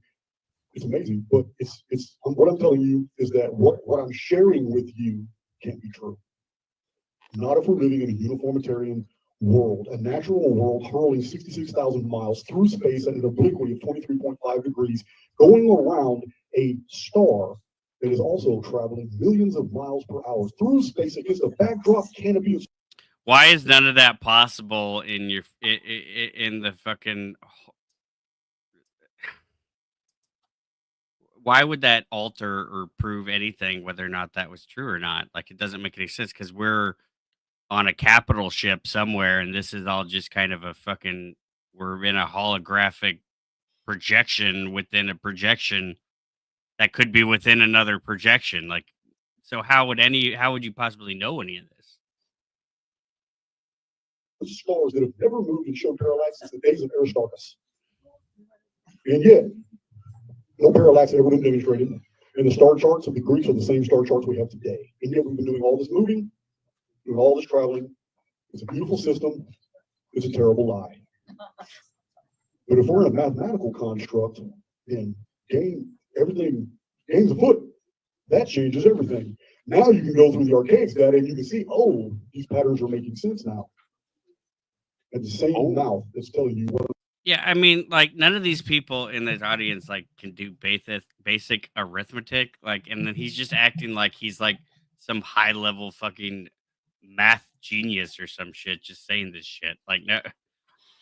So basically, like 237 days, something happens. 723 days later, the opposite thing's gonna happen. That's basically his fucking thesis. Basically, yep.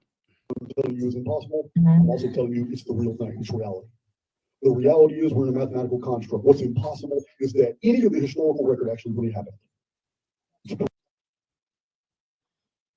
None of the historical shit happened, but his whole fucking thing is called Chronicon, documenting everything. Thing that is happened based on that. It makes on absolutely historical no events. sense. It makes absolutely no sense. How does His nobody entire be life's like, work is called Chronicon. right? And I'm a chronologist. And I have the only right chronology, and I've documented everything throughout history. Yes, yeah. But then none of it's real. Programming. What I'm not going to be confident about is telling you when that program started and how much was real tangent. I mean, oh wow, yeah, being real up front. Yeah, you know what? I've figured out this whole thing. I just can't tell you exactly when it started, but you know, tangible. I'm not a complete charlatan. I can't. I'm not going to go that far, folks. But experienced reality and what is all background programming. When did it start? Humans can't live beyond 120 years. So basically, I'm going to take this set of information to confirm my bias, and then every other piece of information that is contradictory to that information, I'm going to throw that out and call that background noise.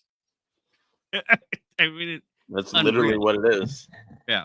There's been a couple examples like Nebuchadnezzar's mother, Nebuchadnezzar II, Babylon, 583 BC.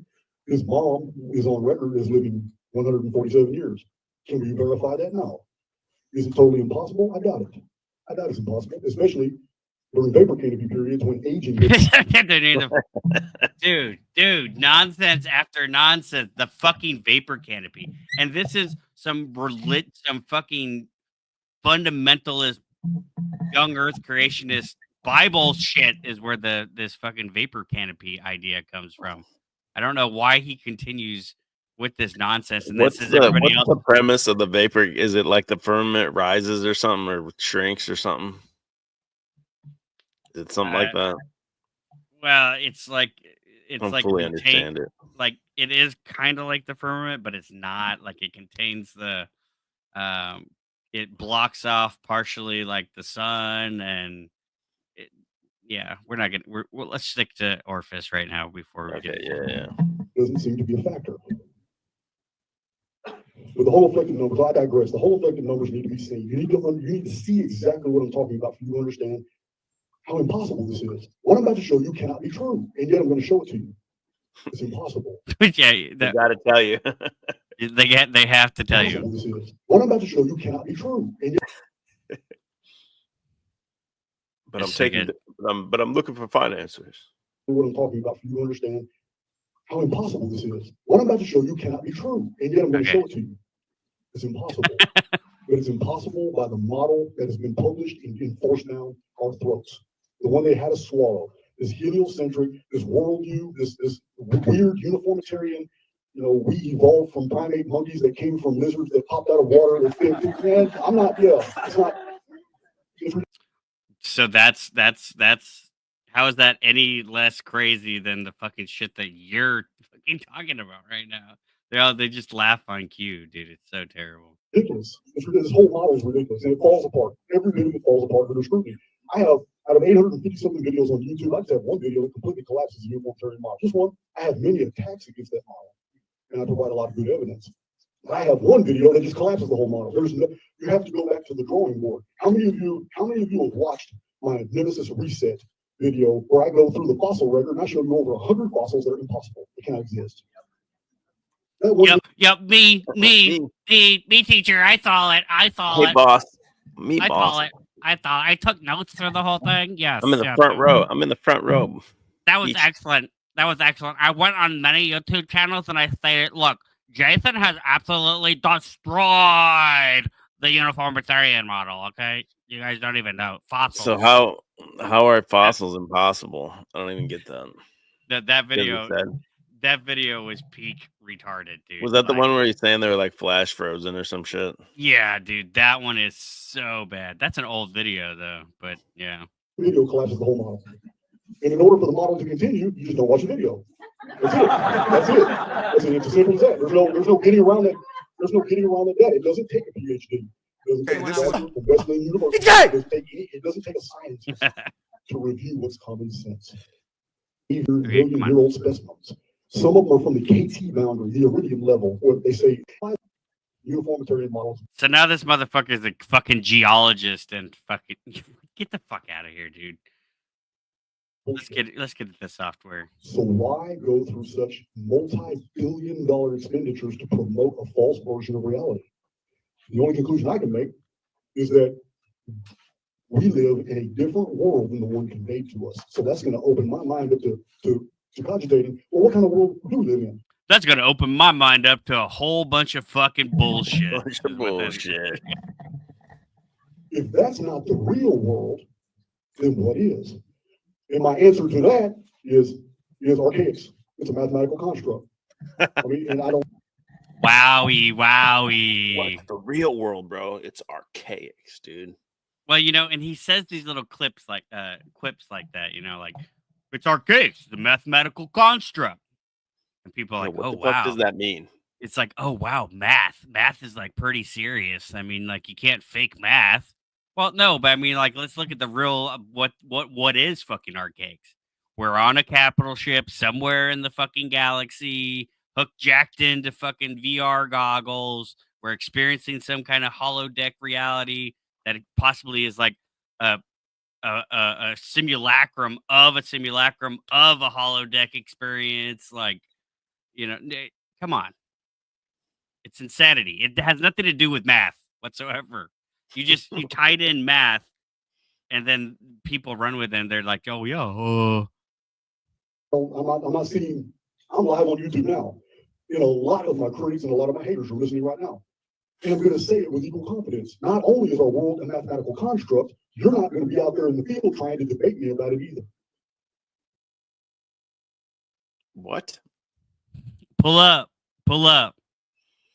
Yeah, we dropped the link, Jason. You're welcome to come on up. Yeah. Also, famously in TT's clips, nobody would ever. He says that nobody would ever possibly be able to prove this to be true, and then also he says, well, nobody could ever debate me and prove that I'm wrong. Okay, same thing that all these guys do. The evidence is overwhelming. Well, what does this translate to in the modern parlance? I say mathematical construct, but in the community, it's simulation theory. Everybody says it's simulation. I'm cool with that. We're splitting hairs. I can agree it's a simulation, but it's more complex than that. Yeah, Like a spiritually sentient. Get to the office, dude. Damn. Dude's a fucking windbag. Jesus Christ, dude. And then he has computer issues for a while. Oh my! But he can create a fucking algorithm that'll predict the future. Right. He can't run a laptop, but yeah,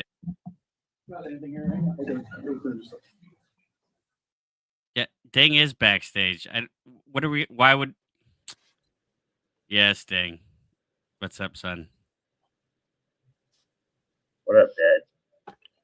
How's it going? Good. How are you? Hey, this is our client. I just want to let you know that I'm from Texas, and this spaceship is gonna come and save all of us. When the Phoenix event happens, you're all gonna be saved in 2049. All right. Thank you very much.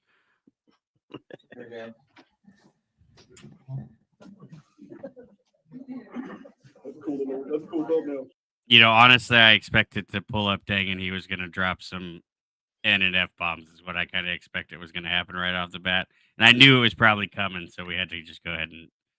We're trying to stay on topic here, folks. This is boring as fuck, but I want to get to the meat of this information. That little hobbit really good working on it. Detail on the 12 core algorithms, you can't do it.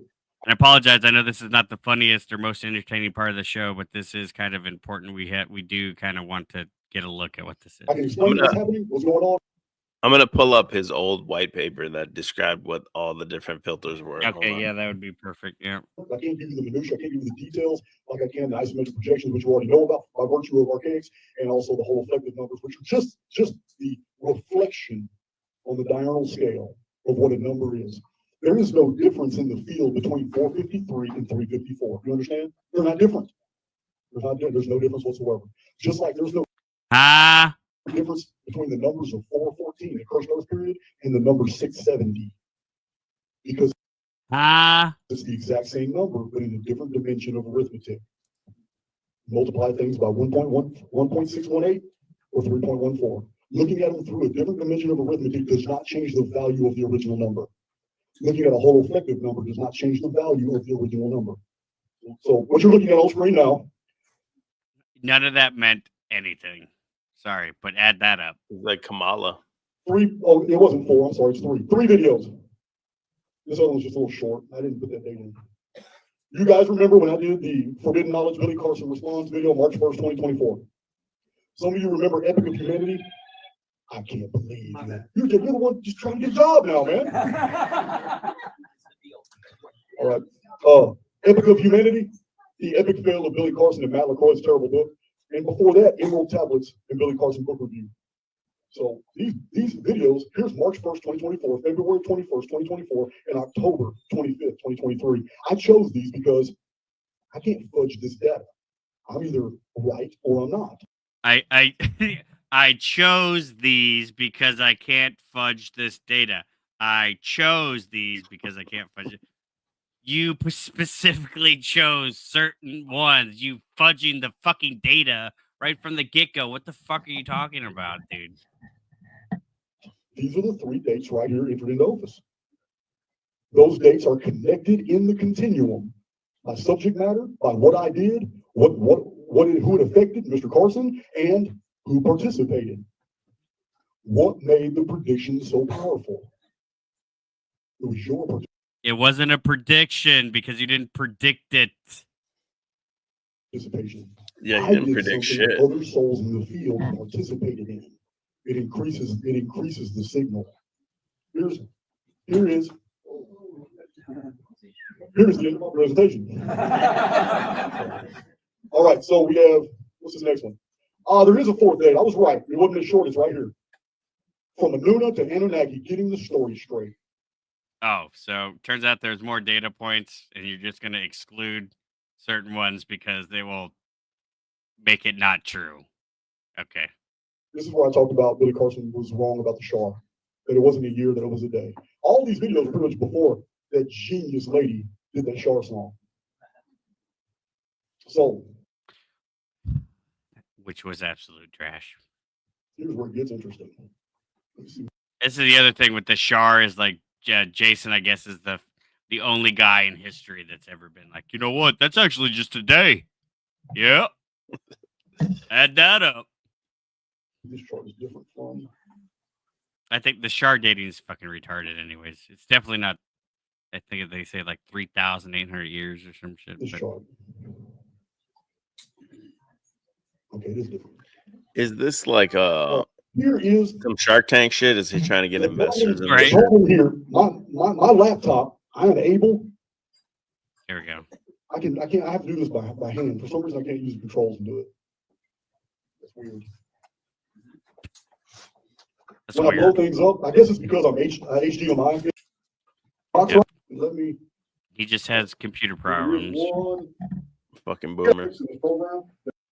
You want to talk me into putting all these features in here. The message I was showing you. Couldn't he just put the dates that he went into prison, since those are obviously related? I don't know what. This Figure out the HDMI next time he's gonna go back to prison. Right.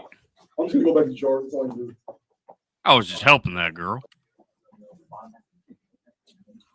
Yeah, but every time I use it, it collapses the.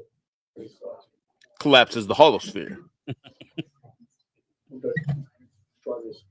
Man. You think he'd have his shit together? He's trying to get investors and shit. Up to 12 or 24 days. Number of dates in, but practically around between ADD on the top. When you click ADD, it literally gives you a whole empty box. When you click it, it'll give you an empty box to fill everything. You can put in. Was there any restrictions on input dates? Up to 12 or 24 days. Number of dates in, but practically. So wait, hold up. Is this a I had a live chat. God damn it, son of a bitch. Can we use this program? Is it available somewhere to be used right now? No way, because it's bullshit. I was hoping he was gonna explain more of it, but He's talking about. So, did you say these were negatives? Did you say both of these dates you took? yeah, they start asking questions about it. Okay. That's your X1. This is your very first input. Yep. This next one.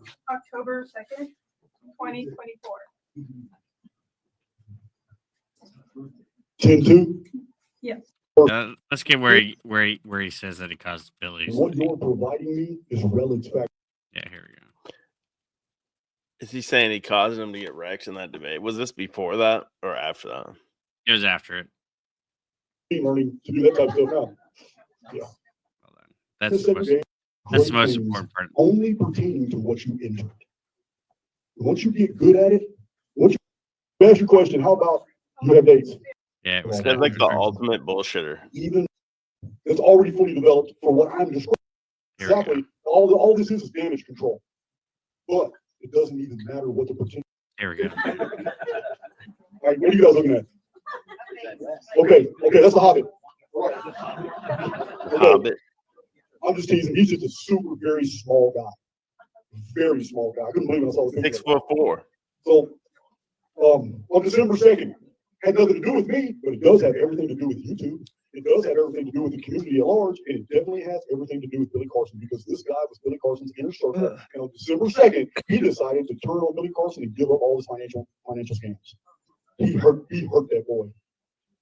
This is the video I was telling you about that OG Face Diver and I were sitting in my studio, and within Yeah, I mean, I wanted to kind of see how the math worked out, though.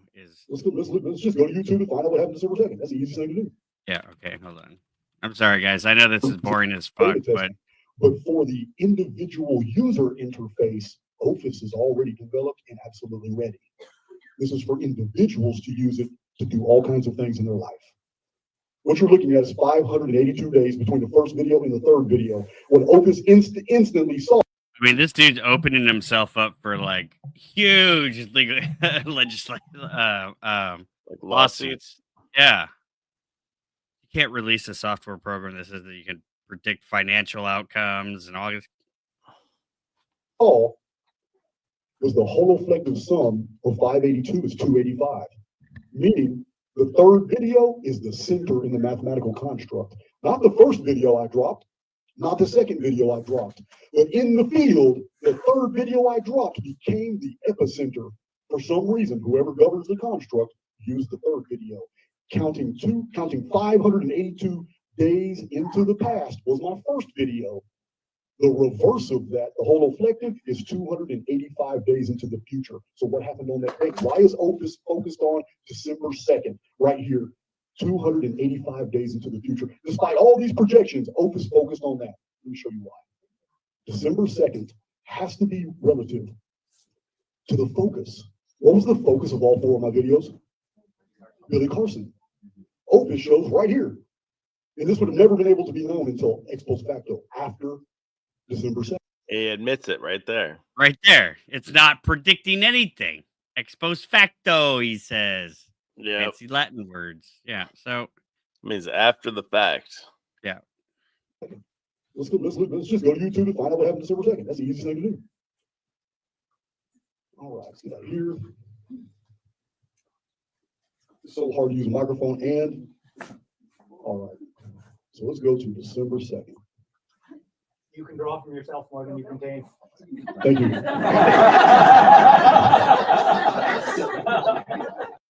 I totally missed why that was hilarious. You just letting you know that. I know what he's doing. Okay, that's the Hobbit. On December 2nd, had nothing to do with me, but it does have everything to do with YouTube. It does have everything to do with the community at large, and it definitely has everything to do with Billy Carson because this guy was Billy Carson's inner circle. And on December 2nd, he decided to turn on Billy Carson and give up all his financial scams. He hurt that boy. This is the video I was telling you about that OG Face Diver and I were sitting in my studio, and within 41 seconds, I had to turn it off because I already knew what he was doing. This guy was so financially connected to Billy Carson that he had to put some distance between him, and he did it by, I mean, you guys know in criminal justice, it's the first guy that talks is the one that gets to walk. Hey, wasn't he the first guy to talk when he wrote a whole statement about himself? He turned himself in. Yup. He didn't walk.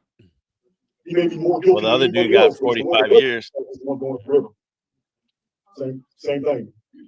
This guy is acting like he's doing the community a favor, but he's been in on all the grifts from the beginning.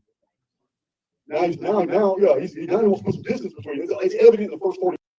And Jason's not even right on half this shit. This guy's one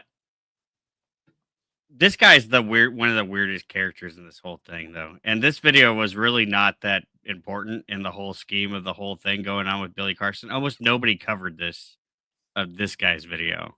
And this guy's just like a weird, like, latch-on dude. Like 21 seconds, though, that's what this is.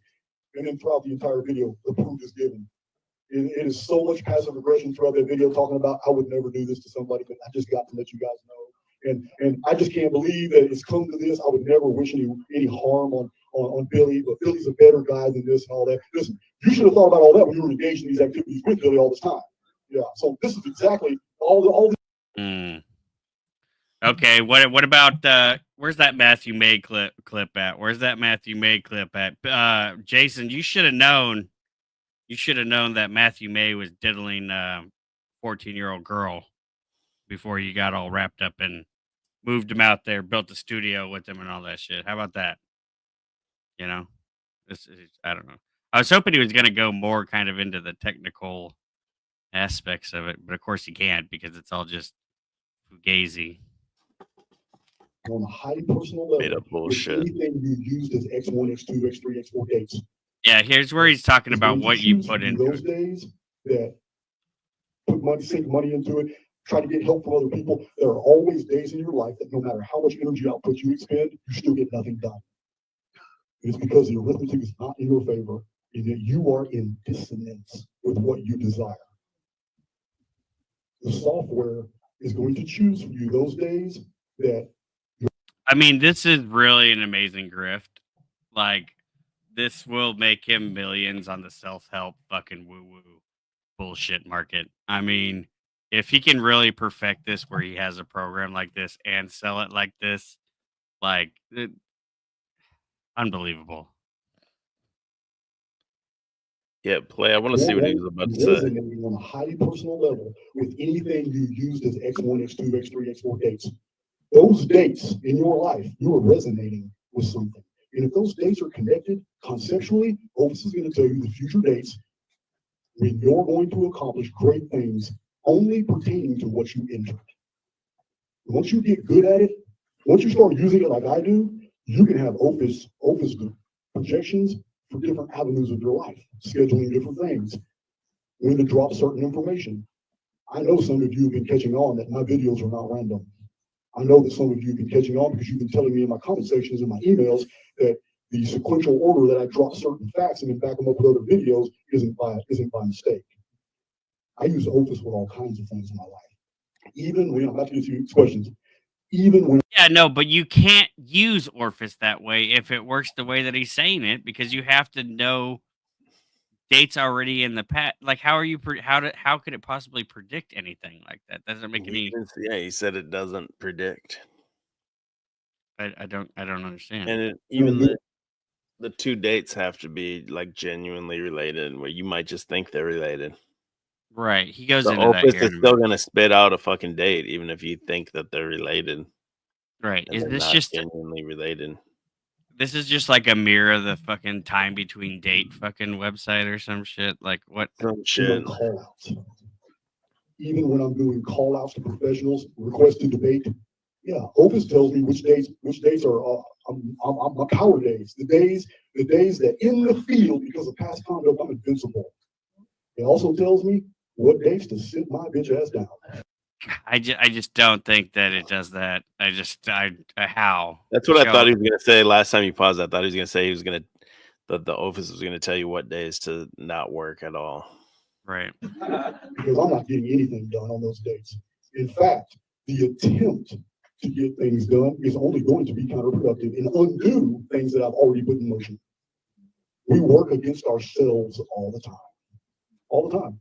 So, real quick, before I take any questions, does anybody have 3 to 5 dates that you want to share? Well, we got a lot. Okay, so here's an example. Let's see what this example is. I mean, this is getting boring as fuck, but let's see here. People.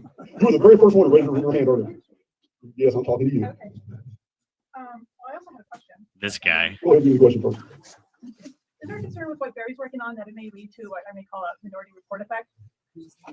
Remind me, it's a Tom Cruise movie? Yeah. Future crime. Yeah, well, they're pretty much already doing that. They're already using machine learning to do that type of stuff now. Yeah.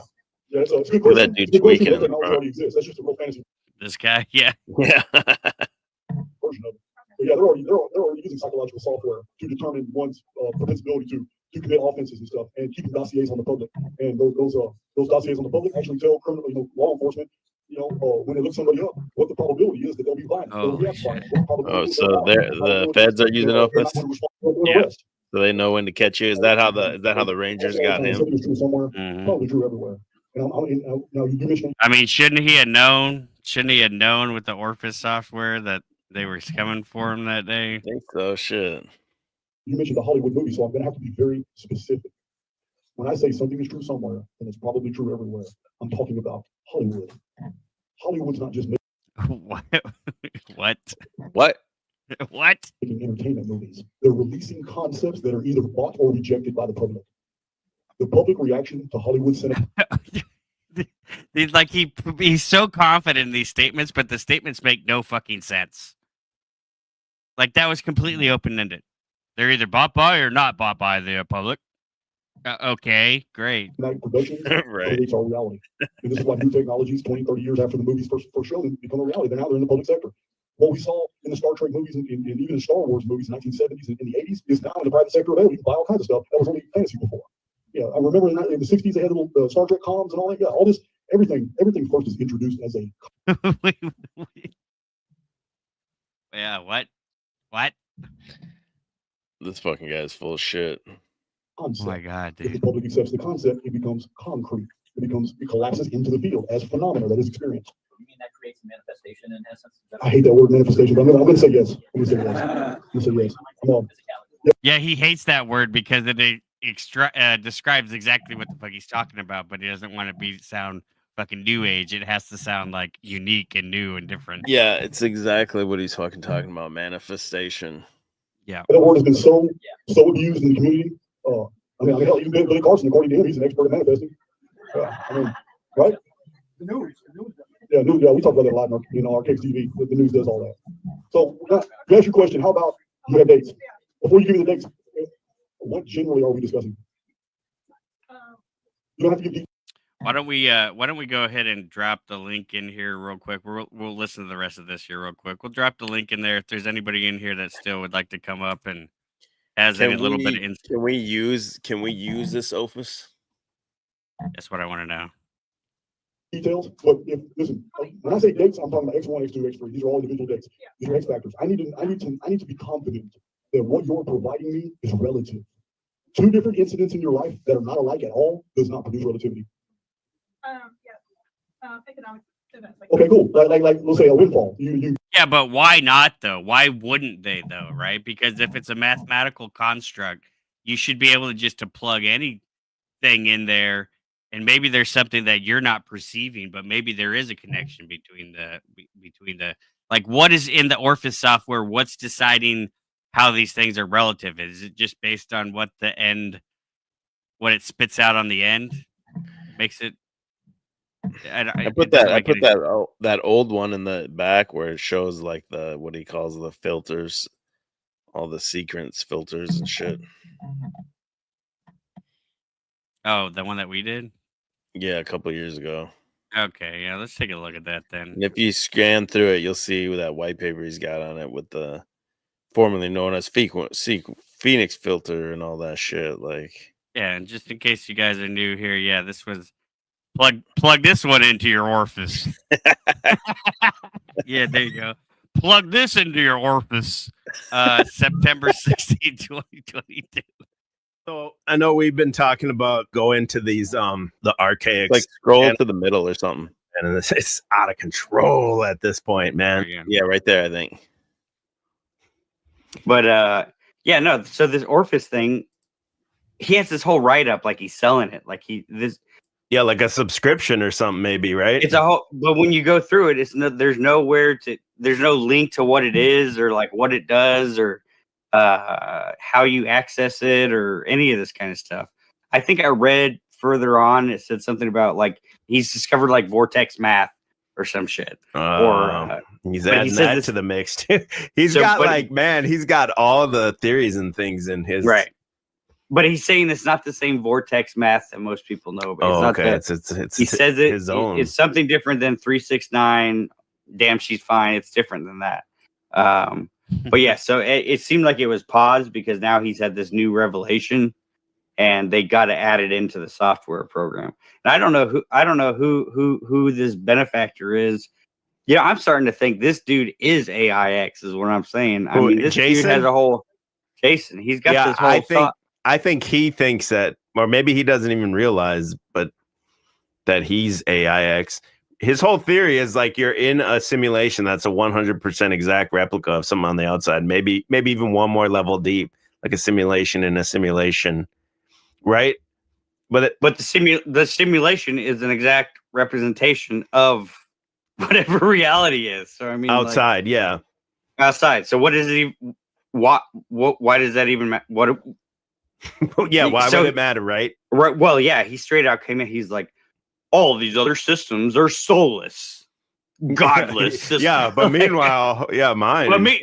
But my system. But then, like, there's all this subtle gaslighting through the whole thing, and I don't think a lot of people are picking, because when you look at his chat, like the chat's not corresponding ever really to what he's talking about. It's just like random spurgs about like random like conspiracy memes from Instagram from like 6 years ago, and like it's just all nonsense. Or they're just like talking like, putting. They're just like entire like AI based on his work and everything like that he wants you to bet your life on it. That can make predictions for even what it says. It can make like even personal predictions, like for like. Yeah, I don't think we went hard 8, enough on that. We need to kind of. of. No, I think we need to go back to it, because it says it can, with 88 to 93% accuracy, predict any future event. Yeah. Okay. Yeah, that was a very specific percentage range. Like how did you add that up? Okay, here's some of the words he uses to describe this. Minimize your business risks. It uses pattern recognition event prediction systems. This is Archaic's Office software we're talking about. It says it's got a core algorithm, holofractal recognition projections, multidimensional spatial recognition filters, MSRF, annular chromatic filter, diurnal projections, geodic you see, you can't even say the shit. That's part of the whole geodic chronometry filter, formerly Phoenix sequence filter, hydrogen spacing angle filter. Come on. This is not real, folks. This is not real. The fuck is a hydrogen spacing filter? Get the fuck out of here with this shit. Wow. I forgot how retarded this is. This is literally just fucking word salad nonsense. You know what it reminds me of is this shit, dude. This is exactly. I'll break it down to you what the Orpheus software really is. Shit, I didn't realize I was muted. This is a clip we did in September 2022 of a stream we did even before that. Here at Rockwell Automation's world headquarters, research has been proceeding to develop a line of automation products that establishes new standards for quality, technological leadership, and operating excellence. With customer success as our primary focus, work has been proceeding on the crudely conceived idea of an instrument that would not only provide inverse reactive current for use in unilateral phase detractors, but would also be capable of automatically synchronizing cardinal gram meters. Such an instrument comprised of Dodge gears and bearings, Reliant electric motors, Allen Bradley controls, and all monitored by Rockwell software is Rockwell Automation's retroencabulator. Now, basically, the only new principle involved is that instead of power being generated by the relative motion of conductors and fluxes, it's produced by the modial interaction of magneto-reluctance and capacitive diractance. The original machine had a base plate of prefamulated amulite surmounted by a malleable logarithmic casing in such a way that the two spurving bearings were in a direct line with the Panamera. That's literally it right there. Intradecimal matrix filter, vortex holography filter. It says it can predict and project the most accurate predictions.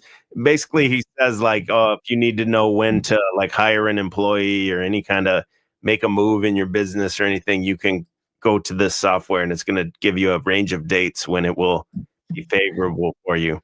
No, I think what he's really got behind here's another one of these hot takes that I have. I think he's got a magic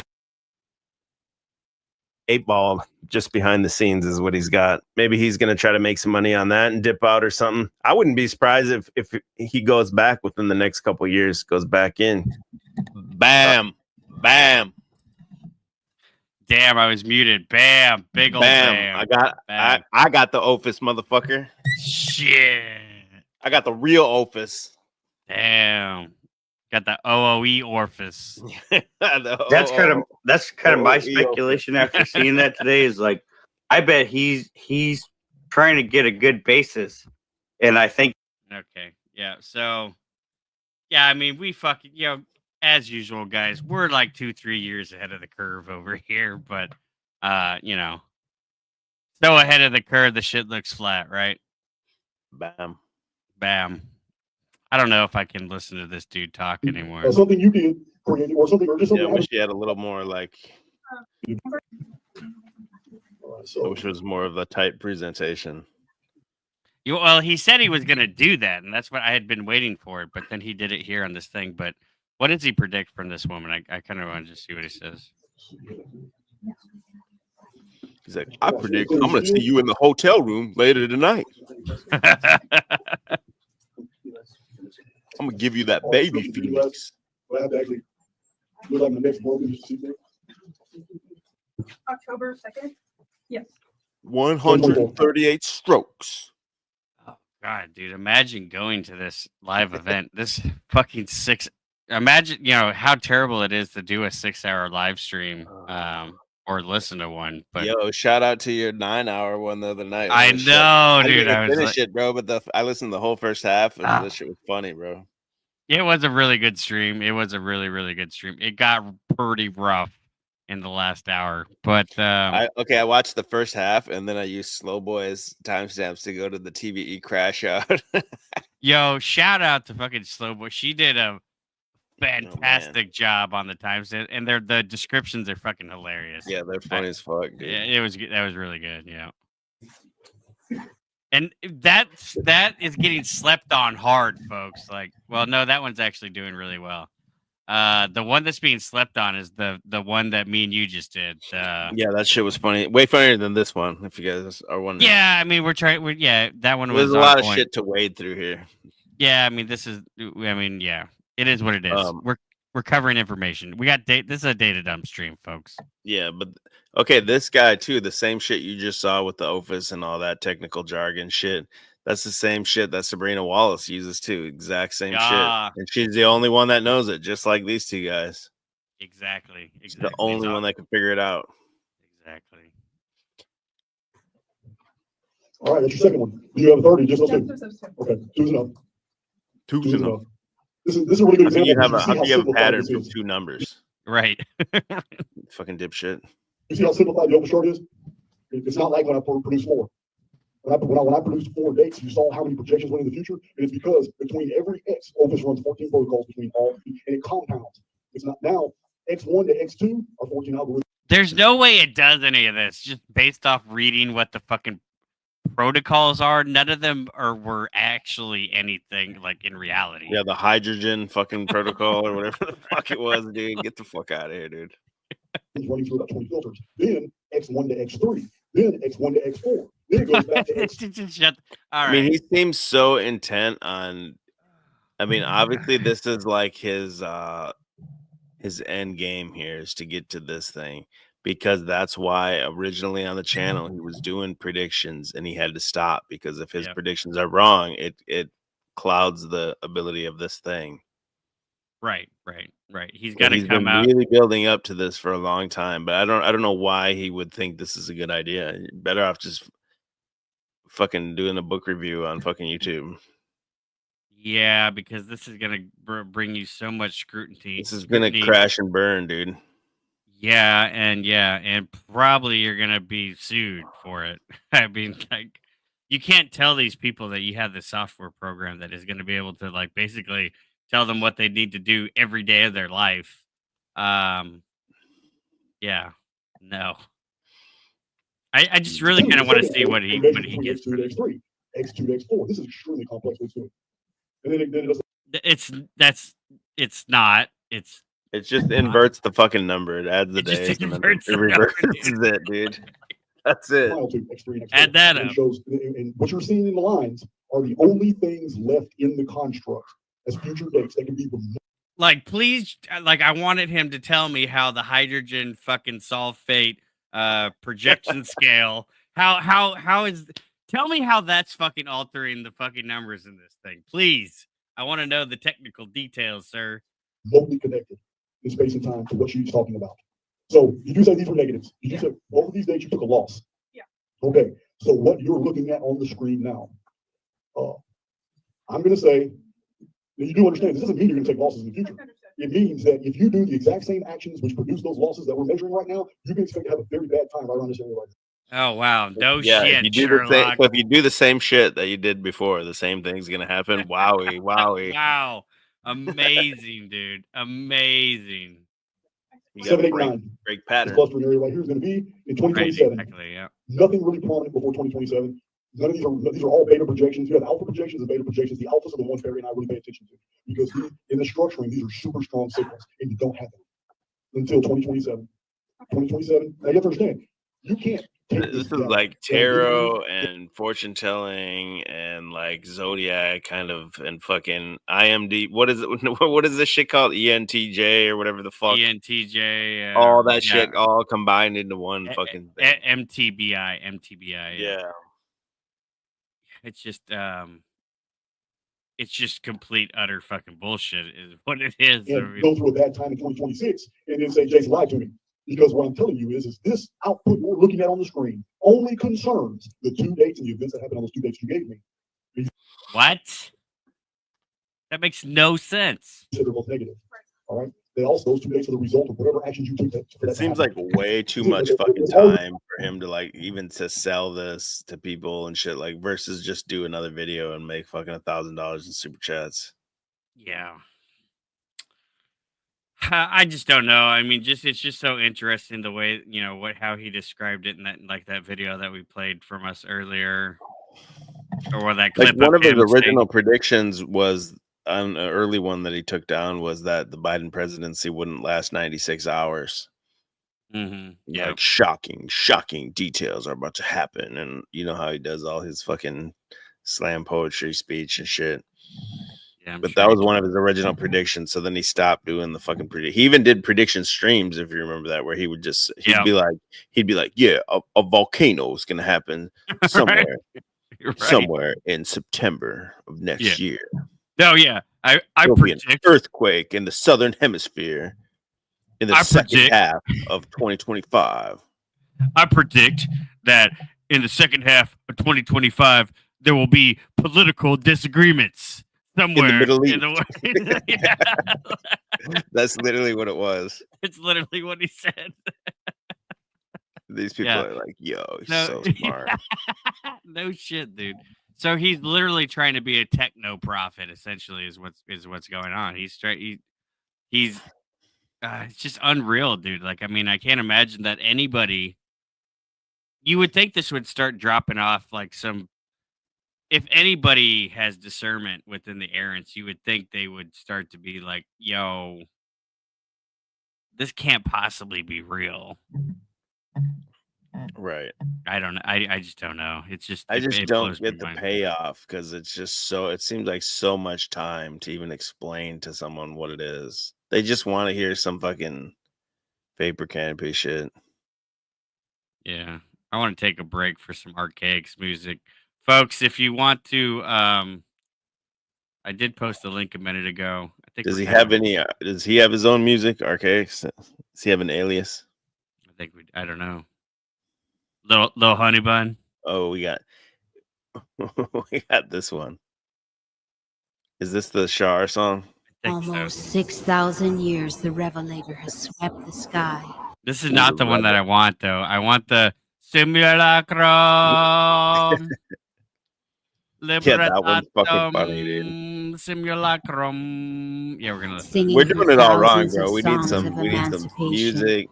cleansing the world. We do have music, though. Libertatum. Oh, this is it. This is the second one though, but she does say it. Okay. It's not the same one. Simulacrum. No, we do. I mean, we do have music over here. I mean, like, let's What be honest. music do we have? Why don't I know about this music? Are you serious? I mean, we got this. Welcome to Jewburger. Welcome to Jewburger. 6 million subs. Welcome to Jewburger. Welcome to Jewburger. What can I get you? Welcome to Jewburger. Welcome to Jewburger. TBE on the beat. We've got Chinese drones for your anus. That's another. TBE classic. on the beat again. TBE on the beat. I mean, we've got several. We got a few, but nothing like this though. I compari amori con il tuo libertatem simulacrum. We need to figure out which lady at that meetup this was. 5239. Can you figure out which lady?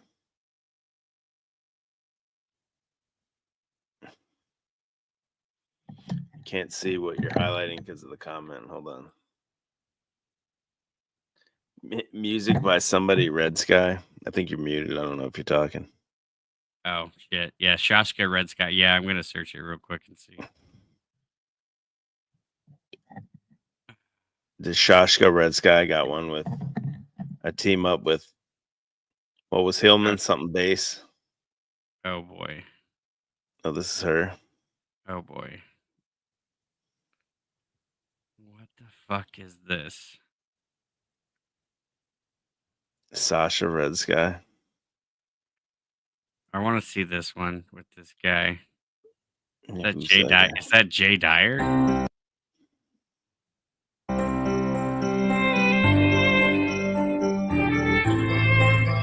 Light of your life. Now Ouch. we'll take you to the stars. We will fly so high. Oh my god, this is so. Oh man. And we will soar with you. Yo, you're listening to OOE. Yeah, we're listening to Shasha Red Sky for the first time live. Eagles as we sail beside. Is that her? Like 30 years ago? We will laugh with the I mean, she bitch just, you know how Biggie just sounds fat in his voice? This bitch just sounds old in her voice. Yeah. That must be her like 30 years ago. Oh, like a Baptist fucking choir singer, Baptist church singer or some shit. Simulacrum. Yeah, let's go back to that. I need a little bit of that action to Simulacrum. Nur Anuna, Sumerian heiress. For 600 years. I think it's hilarious that now, like the whole debate, the whole feud between Jason and Billy Carlton really just boils down to, oh yeah, we just disagree on the Shar. Basically, that's the only thing that we disagree on. But fuck them Christians, though. Am I right?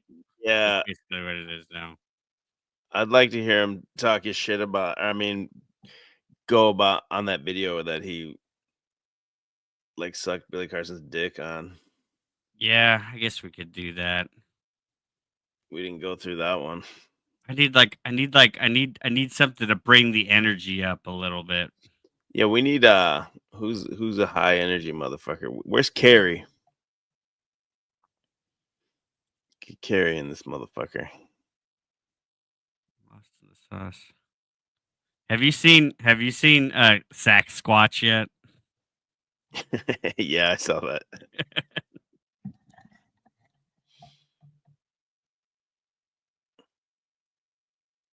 No, we here to stay. Yeah. Yo. All right, I'll pull that video up in a minute. Short intermission. 1 minute. Yo. Hail Unless Satan. Unless you want to carry it for a minute. You want to drop some bars over this or what? Yeah, you got some. I need some shit without a voice in it. I can't fuck with it if it's got a voice in it. Let me just start. I need some headphones or something too, man. I'm a diva. I'm a diva. I'm a studio diva. Free beats do space style. Let's see if that comes up with anything. Here we go.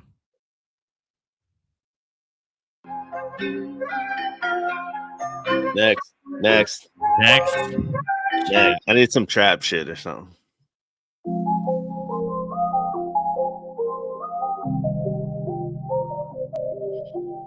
need some auto tune or something for this one. I mean, that seemed like it was I'm a pretty diva, dope. bro. I'm a diva. Let's see here. Got some Krillian photography up there, or what? What was that one? Shit, yeah. A cloud rap type beat. You got some trap type beat or something? It's low. Alright, BIB. BRB. AFK. I got the controls too here. I need headphones. I need auto tune. I need to hear my own voice in the headphones. I'm telling y'all.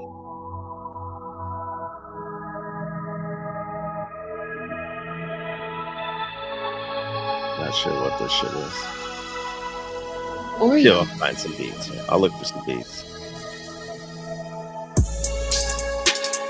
Too slow.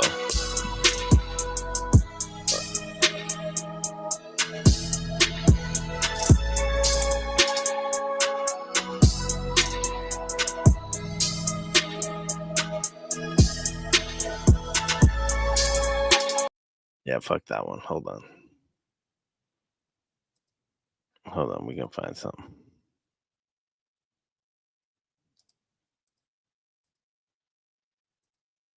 Ooh. B Smiley knows this one. There's probably a newer one. I think they go to BeatStars nowadays, right? Where's the beats, dude? I haven't been on here for years.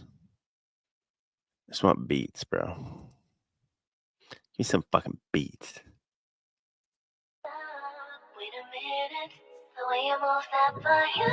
Can't fuck with it if it has a hook in it. I'm a diva. If it's got some voice or something, I can't fuck with it. Dude, kind of nasty.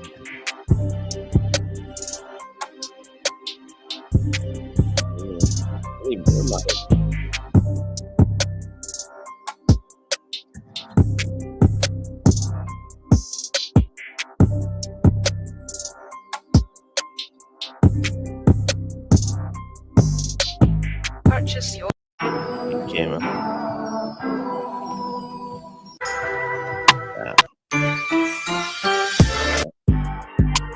Good. Hold on. KO Beats.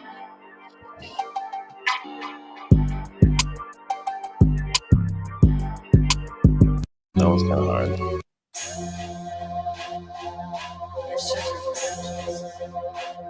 Purchase your tracks today. I don't like all that shit. Good. Here we go. Here we go. Hey. Hollywood Legend Productions. Juggalo shit.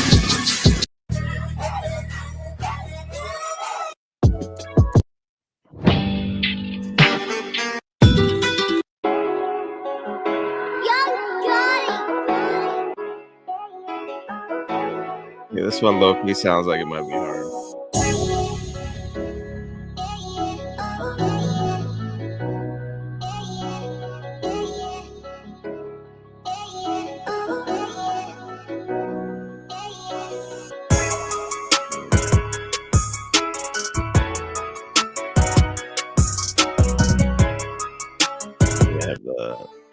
All that shit, auto tune. It's a banger. Break it Dude. back. Banger. I know Smiley got some beats.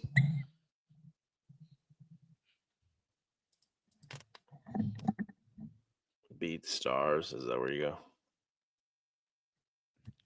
No.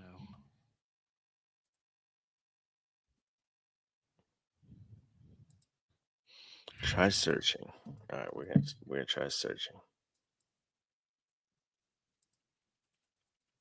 I can't click anything. There we go. So let's type trap.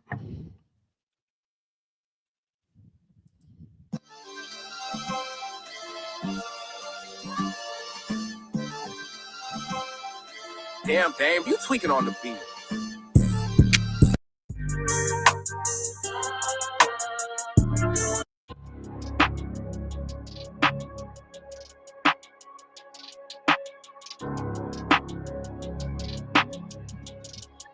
double. Mac double. Mac double.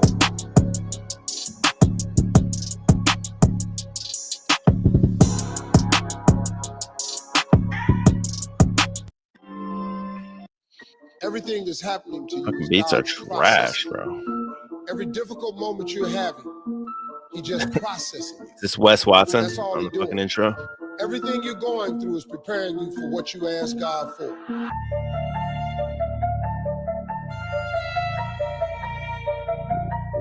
Lindsay Sterling fucking sample with Wes Watson in the introduction. Code. Code.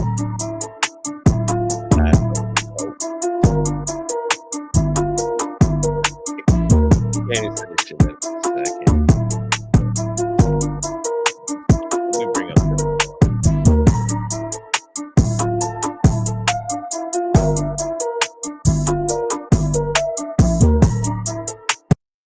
we can go to GLP. We can jump there. Hold on. You want to see some real Skittles?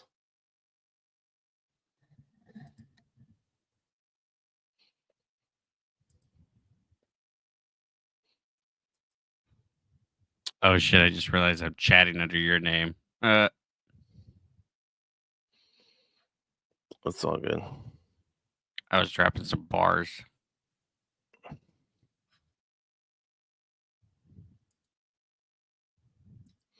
Hey, hold on? Who's awake in this bitch? Wake the fuck up.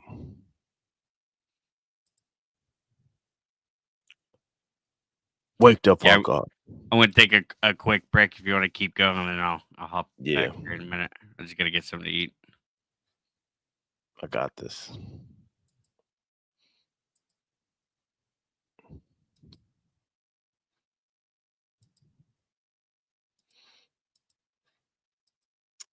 Whack.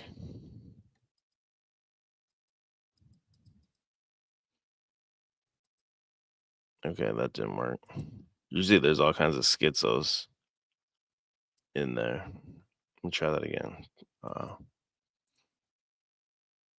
don't know if I got bounced into like a different room or something. Usually there's like 20 people in that GOP like chat room fucking going full schizo.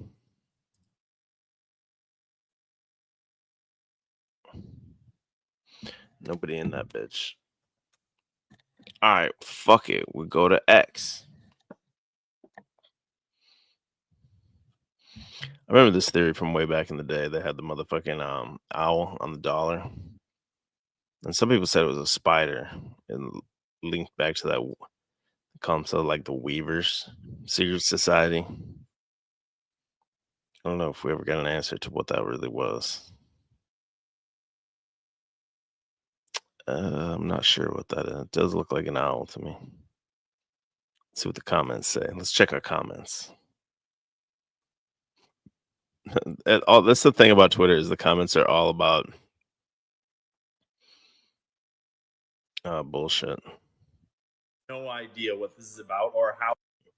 Okay, this guy's got a 10-minute video on this about the market-wide criminal conspiracy that GameStop exposed. So I had a different one. I wonder if I still have that link saved. Probably not, because I have a new computer that was like GameStop is like somehow tied to some shit. I don't remember the fucking specifics of it, but basically like it's just like TikTok, right? TikTok's letting you know that shit's about to happen, but then when like GameStop shit really pops off, that's when you know it's like game over or whatever. I'm not watching this guy's fucking 10-minute video about it.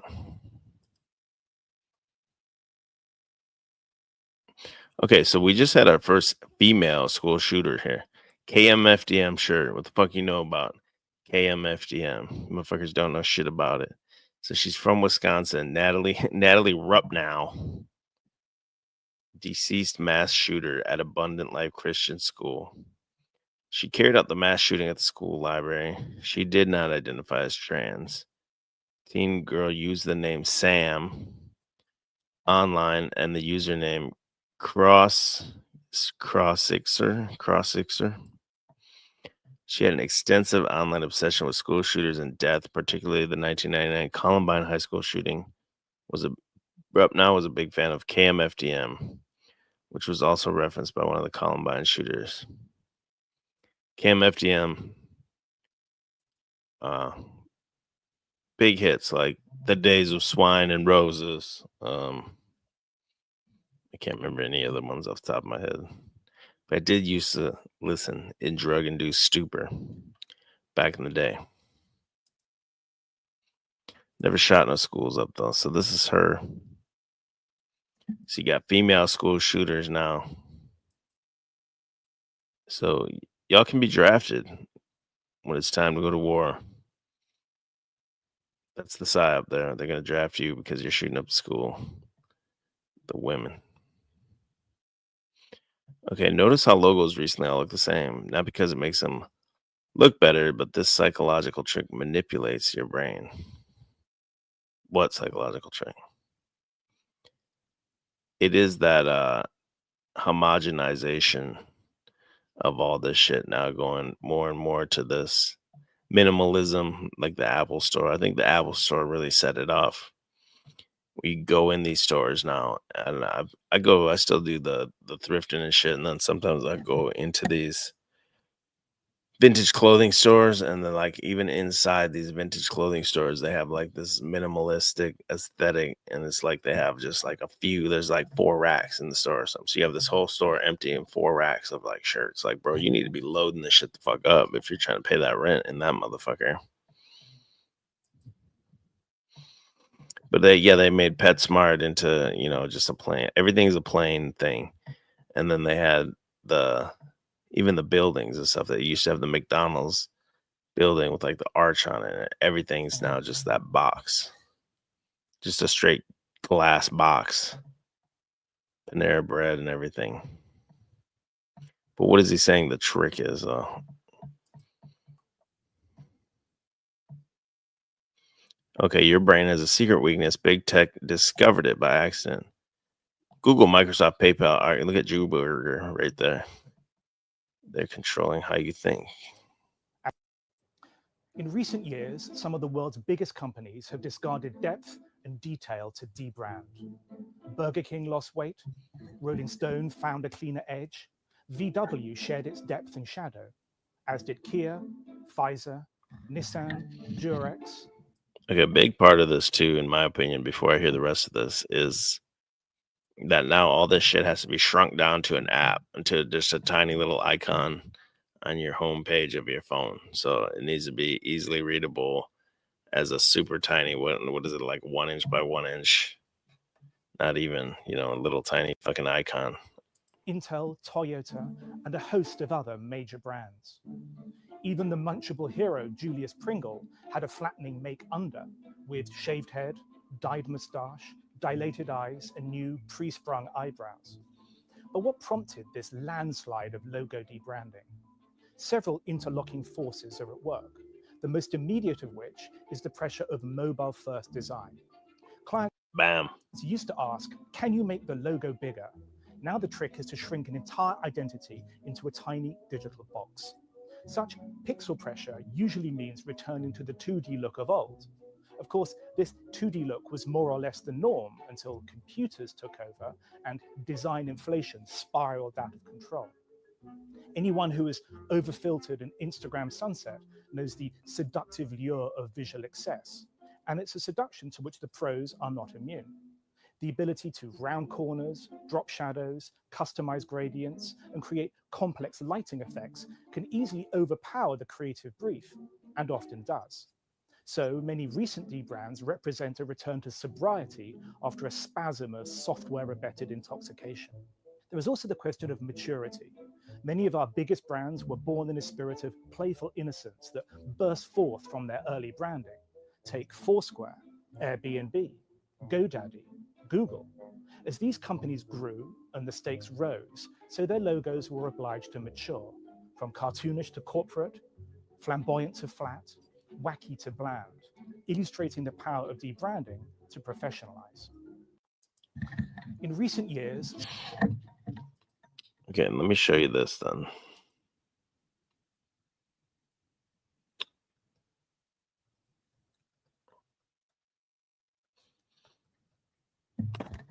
Most of the shit you can go in here and type a brand name and then type logo history, and it'll show you all their logo history throughout time. And see, if you look at the old Fruit of the Loom one, I think this explains the cornucopia effect, where people, you've seen a cornucopia all this other time, but when you see a very certain specific old Fruit of the Loom logo that most people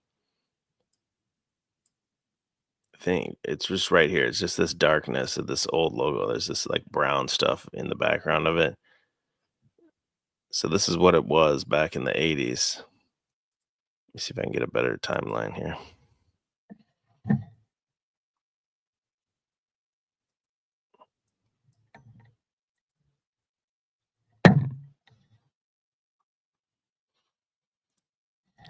So this is how the Fruit of the Loom logo changed throughout the years.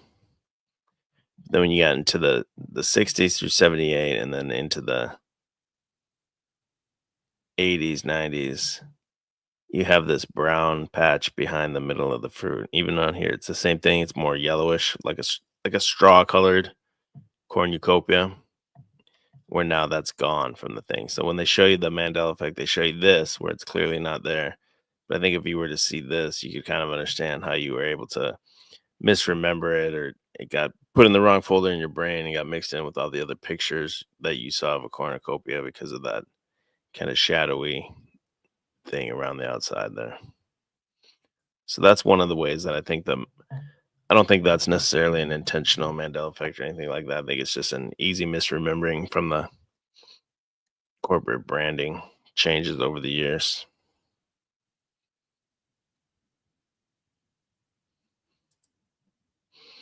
Ooh, in the beginning there was logos. Let me go back here and see if they got anything else. I'm always looking at shit like this, like the logos and shit. It says look closely at these new logos. They're not just simpler, they're starting to look eerily similar. Sans serif fonts, basic shapes, limited colors. They're all following the same hidden playbook, but why? The answer lies in human psychology. Hundreds of thousands of what would work best on a phone screen, the original Apple logo from the 1970s or the current one we have today. Yeah, of course, the answer is pretty obvious, as you might be aware of. We also then have to factor in the amount of logo designs that exist out there in the world today. There are literally hundreds of thousands of logo designs out there waiting to be viewed. Are we going to remember all of them, or even just 10% of them? Probably not.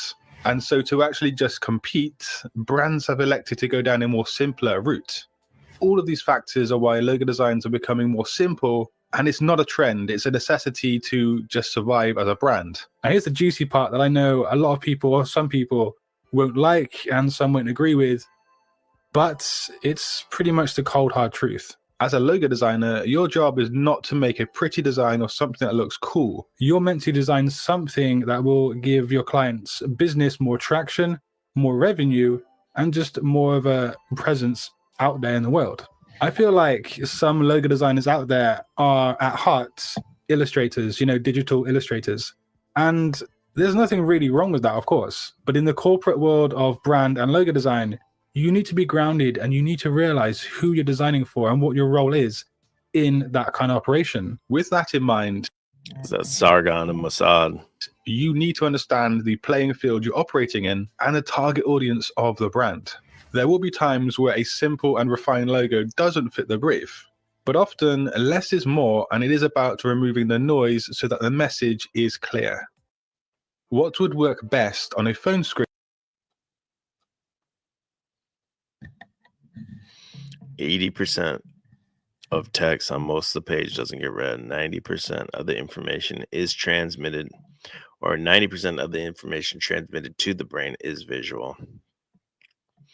We retain 80% of what we see, 20% of what we read, and 10% of what we hear.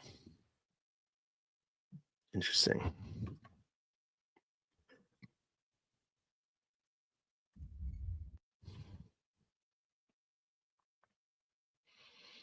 These are my logos throughout the year. So I use these when I'm selling all my vintage clothes and shit. You just go, whatever the tag is of it.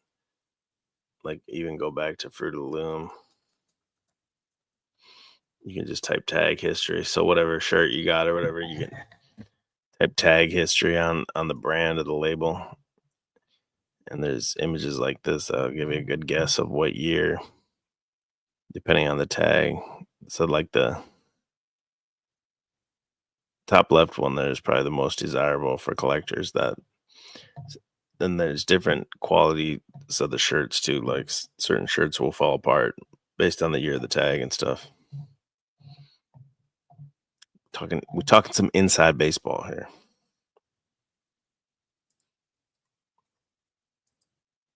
Go back here. Who is this? I don't even know who this person is. Amazon is hiring Taylor Rooks as their lead NBA pre-game show. I don't get it. Is that her whole like nipples? The fuck?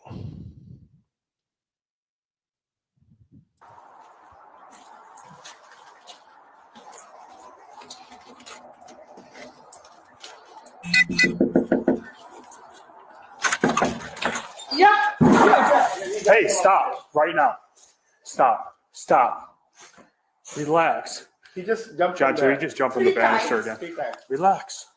What's going on? Why are you jumping like that? Are you hurt? What's your name? What's your name? I'm Nick. Let him take over now. I'm not going to say it. What's your name? But there may be a background research with them. What's wrong? Why don't you take a seat for me?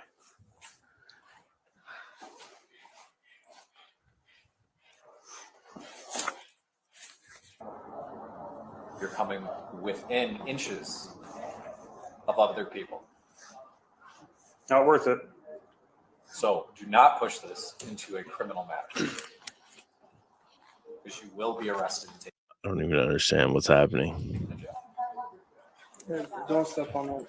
Don't step on it. I'm not leaving it. I'm gonna do that. Hey.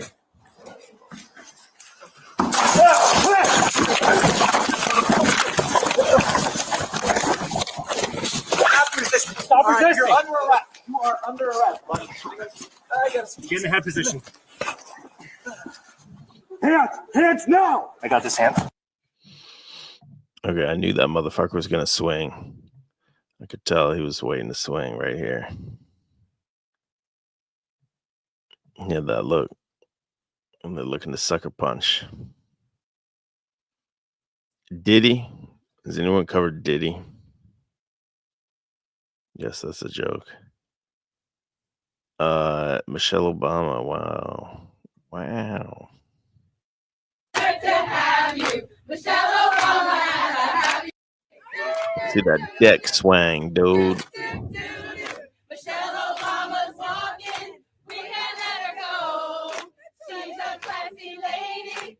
We just love her so. We got Michelle Obama at the happy place. We got Michelle Obama at the happy place. We got Michelle Obama at the happy place. We got Michelle Obama at the happy place. We got Michelle. We do.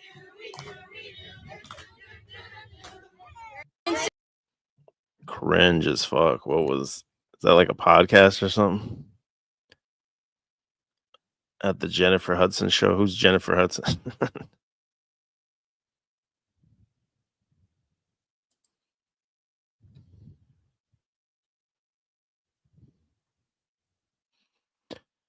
I don't get what's this is even implying here. Michelle Obama seen dancing down the aisle at Jennifer Hudson's show in 2008 after Jennifer Hudson's mother, brother, and nephew were found murdered in their Chicago home. Donald Trump sheltered Jennifer rent-free and ensured her and her family's safety. We're protecting them while they're all safe, Trump said. I'm not sure. Is EBT back yet? Where is this motherfucker?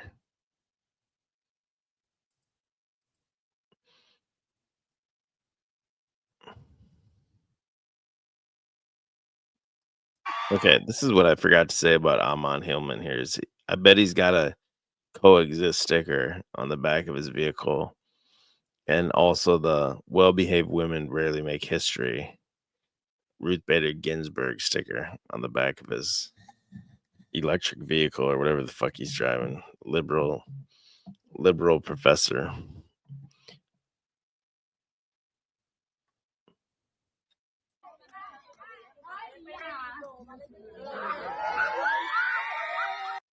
The fuck, bro? You can't even show half the shit. What is this?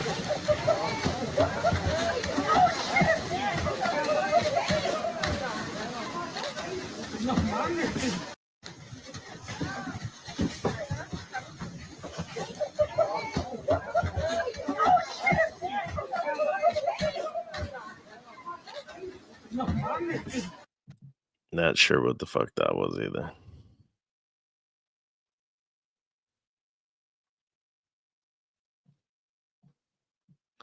Some good shit, man.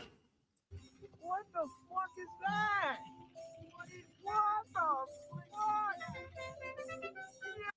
What the fuck is that? Damn, that shit was tight. What the fuck is that?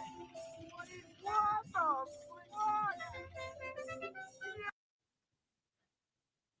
Sa olika berg, trädojorna på hårt och hugget, turbiner ligger och söver och fan lever man livet mycket. That's the border. Yep, I got you. You're filming. It's open here. There you go. Get border secure. No, you got to finish it. There you go. What's this dude's crazy looking? Okay, I saw this story. This dude went and robbed this gas station, and then he jumped over the highway and got hit by a car and died. And now the family demands justice from the fucking gas station. Well, the guy at the guy behind the counter shot at him. I don't know if I said that or not. And then he jumped. Well, this is just insane that he's dead. It makes no sense to none of us. A gentle giant. He was a gentle giant.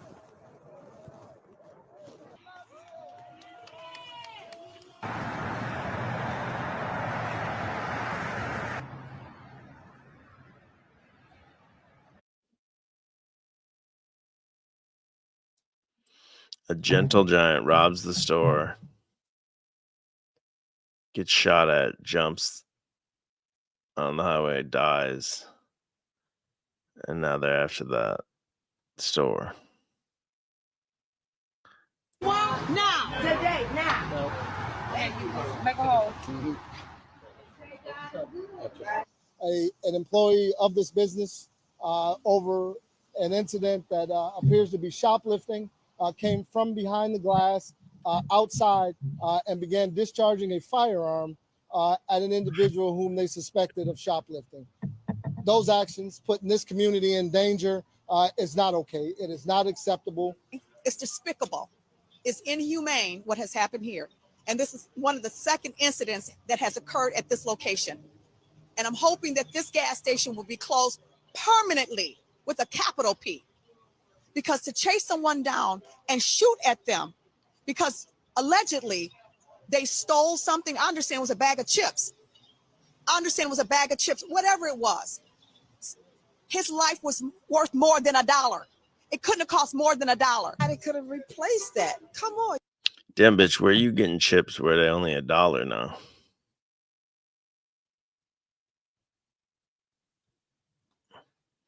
Oh, EBT's tapped out. Shit, I'm ending it then, bro. I was waiting for you. If he's tapped out, I'm tapped out. Weak stream.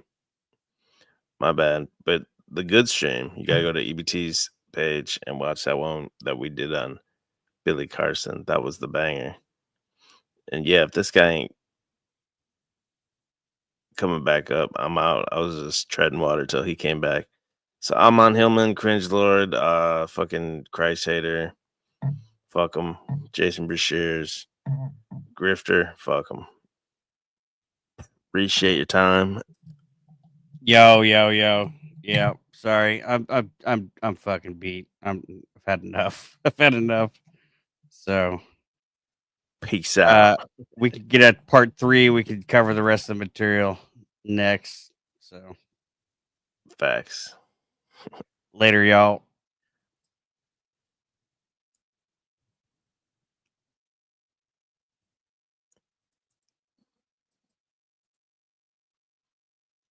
He did it again. That's gay. This gay man. This gay man. Like, if you're across from this man, you're like, this guy's gay. Straight away. If anyone in a conversation with you, this male, comes out with this type of mannerisms and in afflictions in the voice and those type of facial expressions, he's gay. Straight away, your mind goes, this guy's gay in front of me. Right, let's tread. No, there's nothing wrong with it. There's nothing wrong with it, YouTube admin. Fuck. I'm Muslim. I'm not. Fuck, I shouldn't have said that either. For the rest of this video, I'm gay. I can't do anything wrong. Right.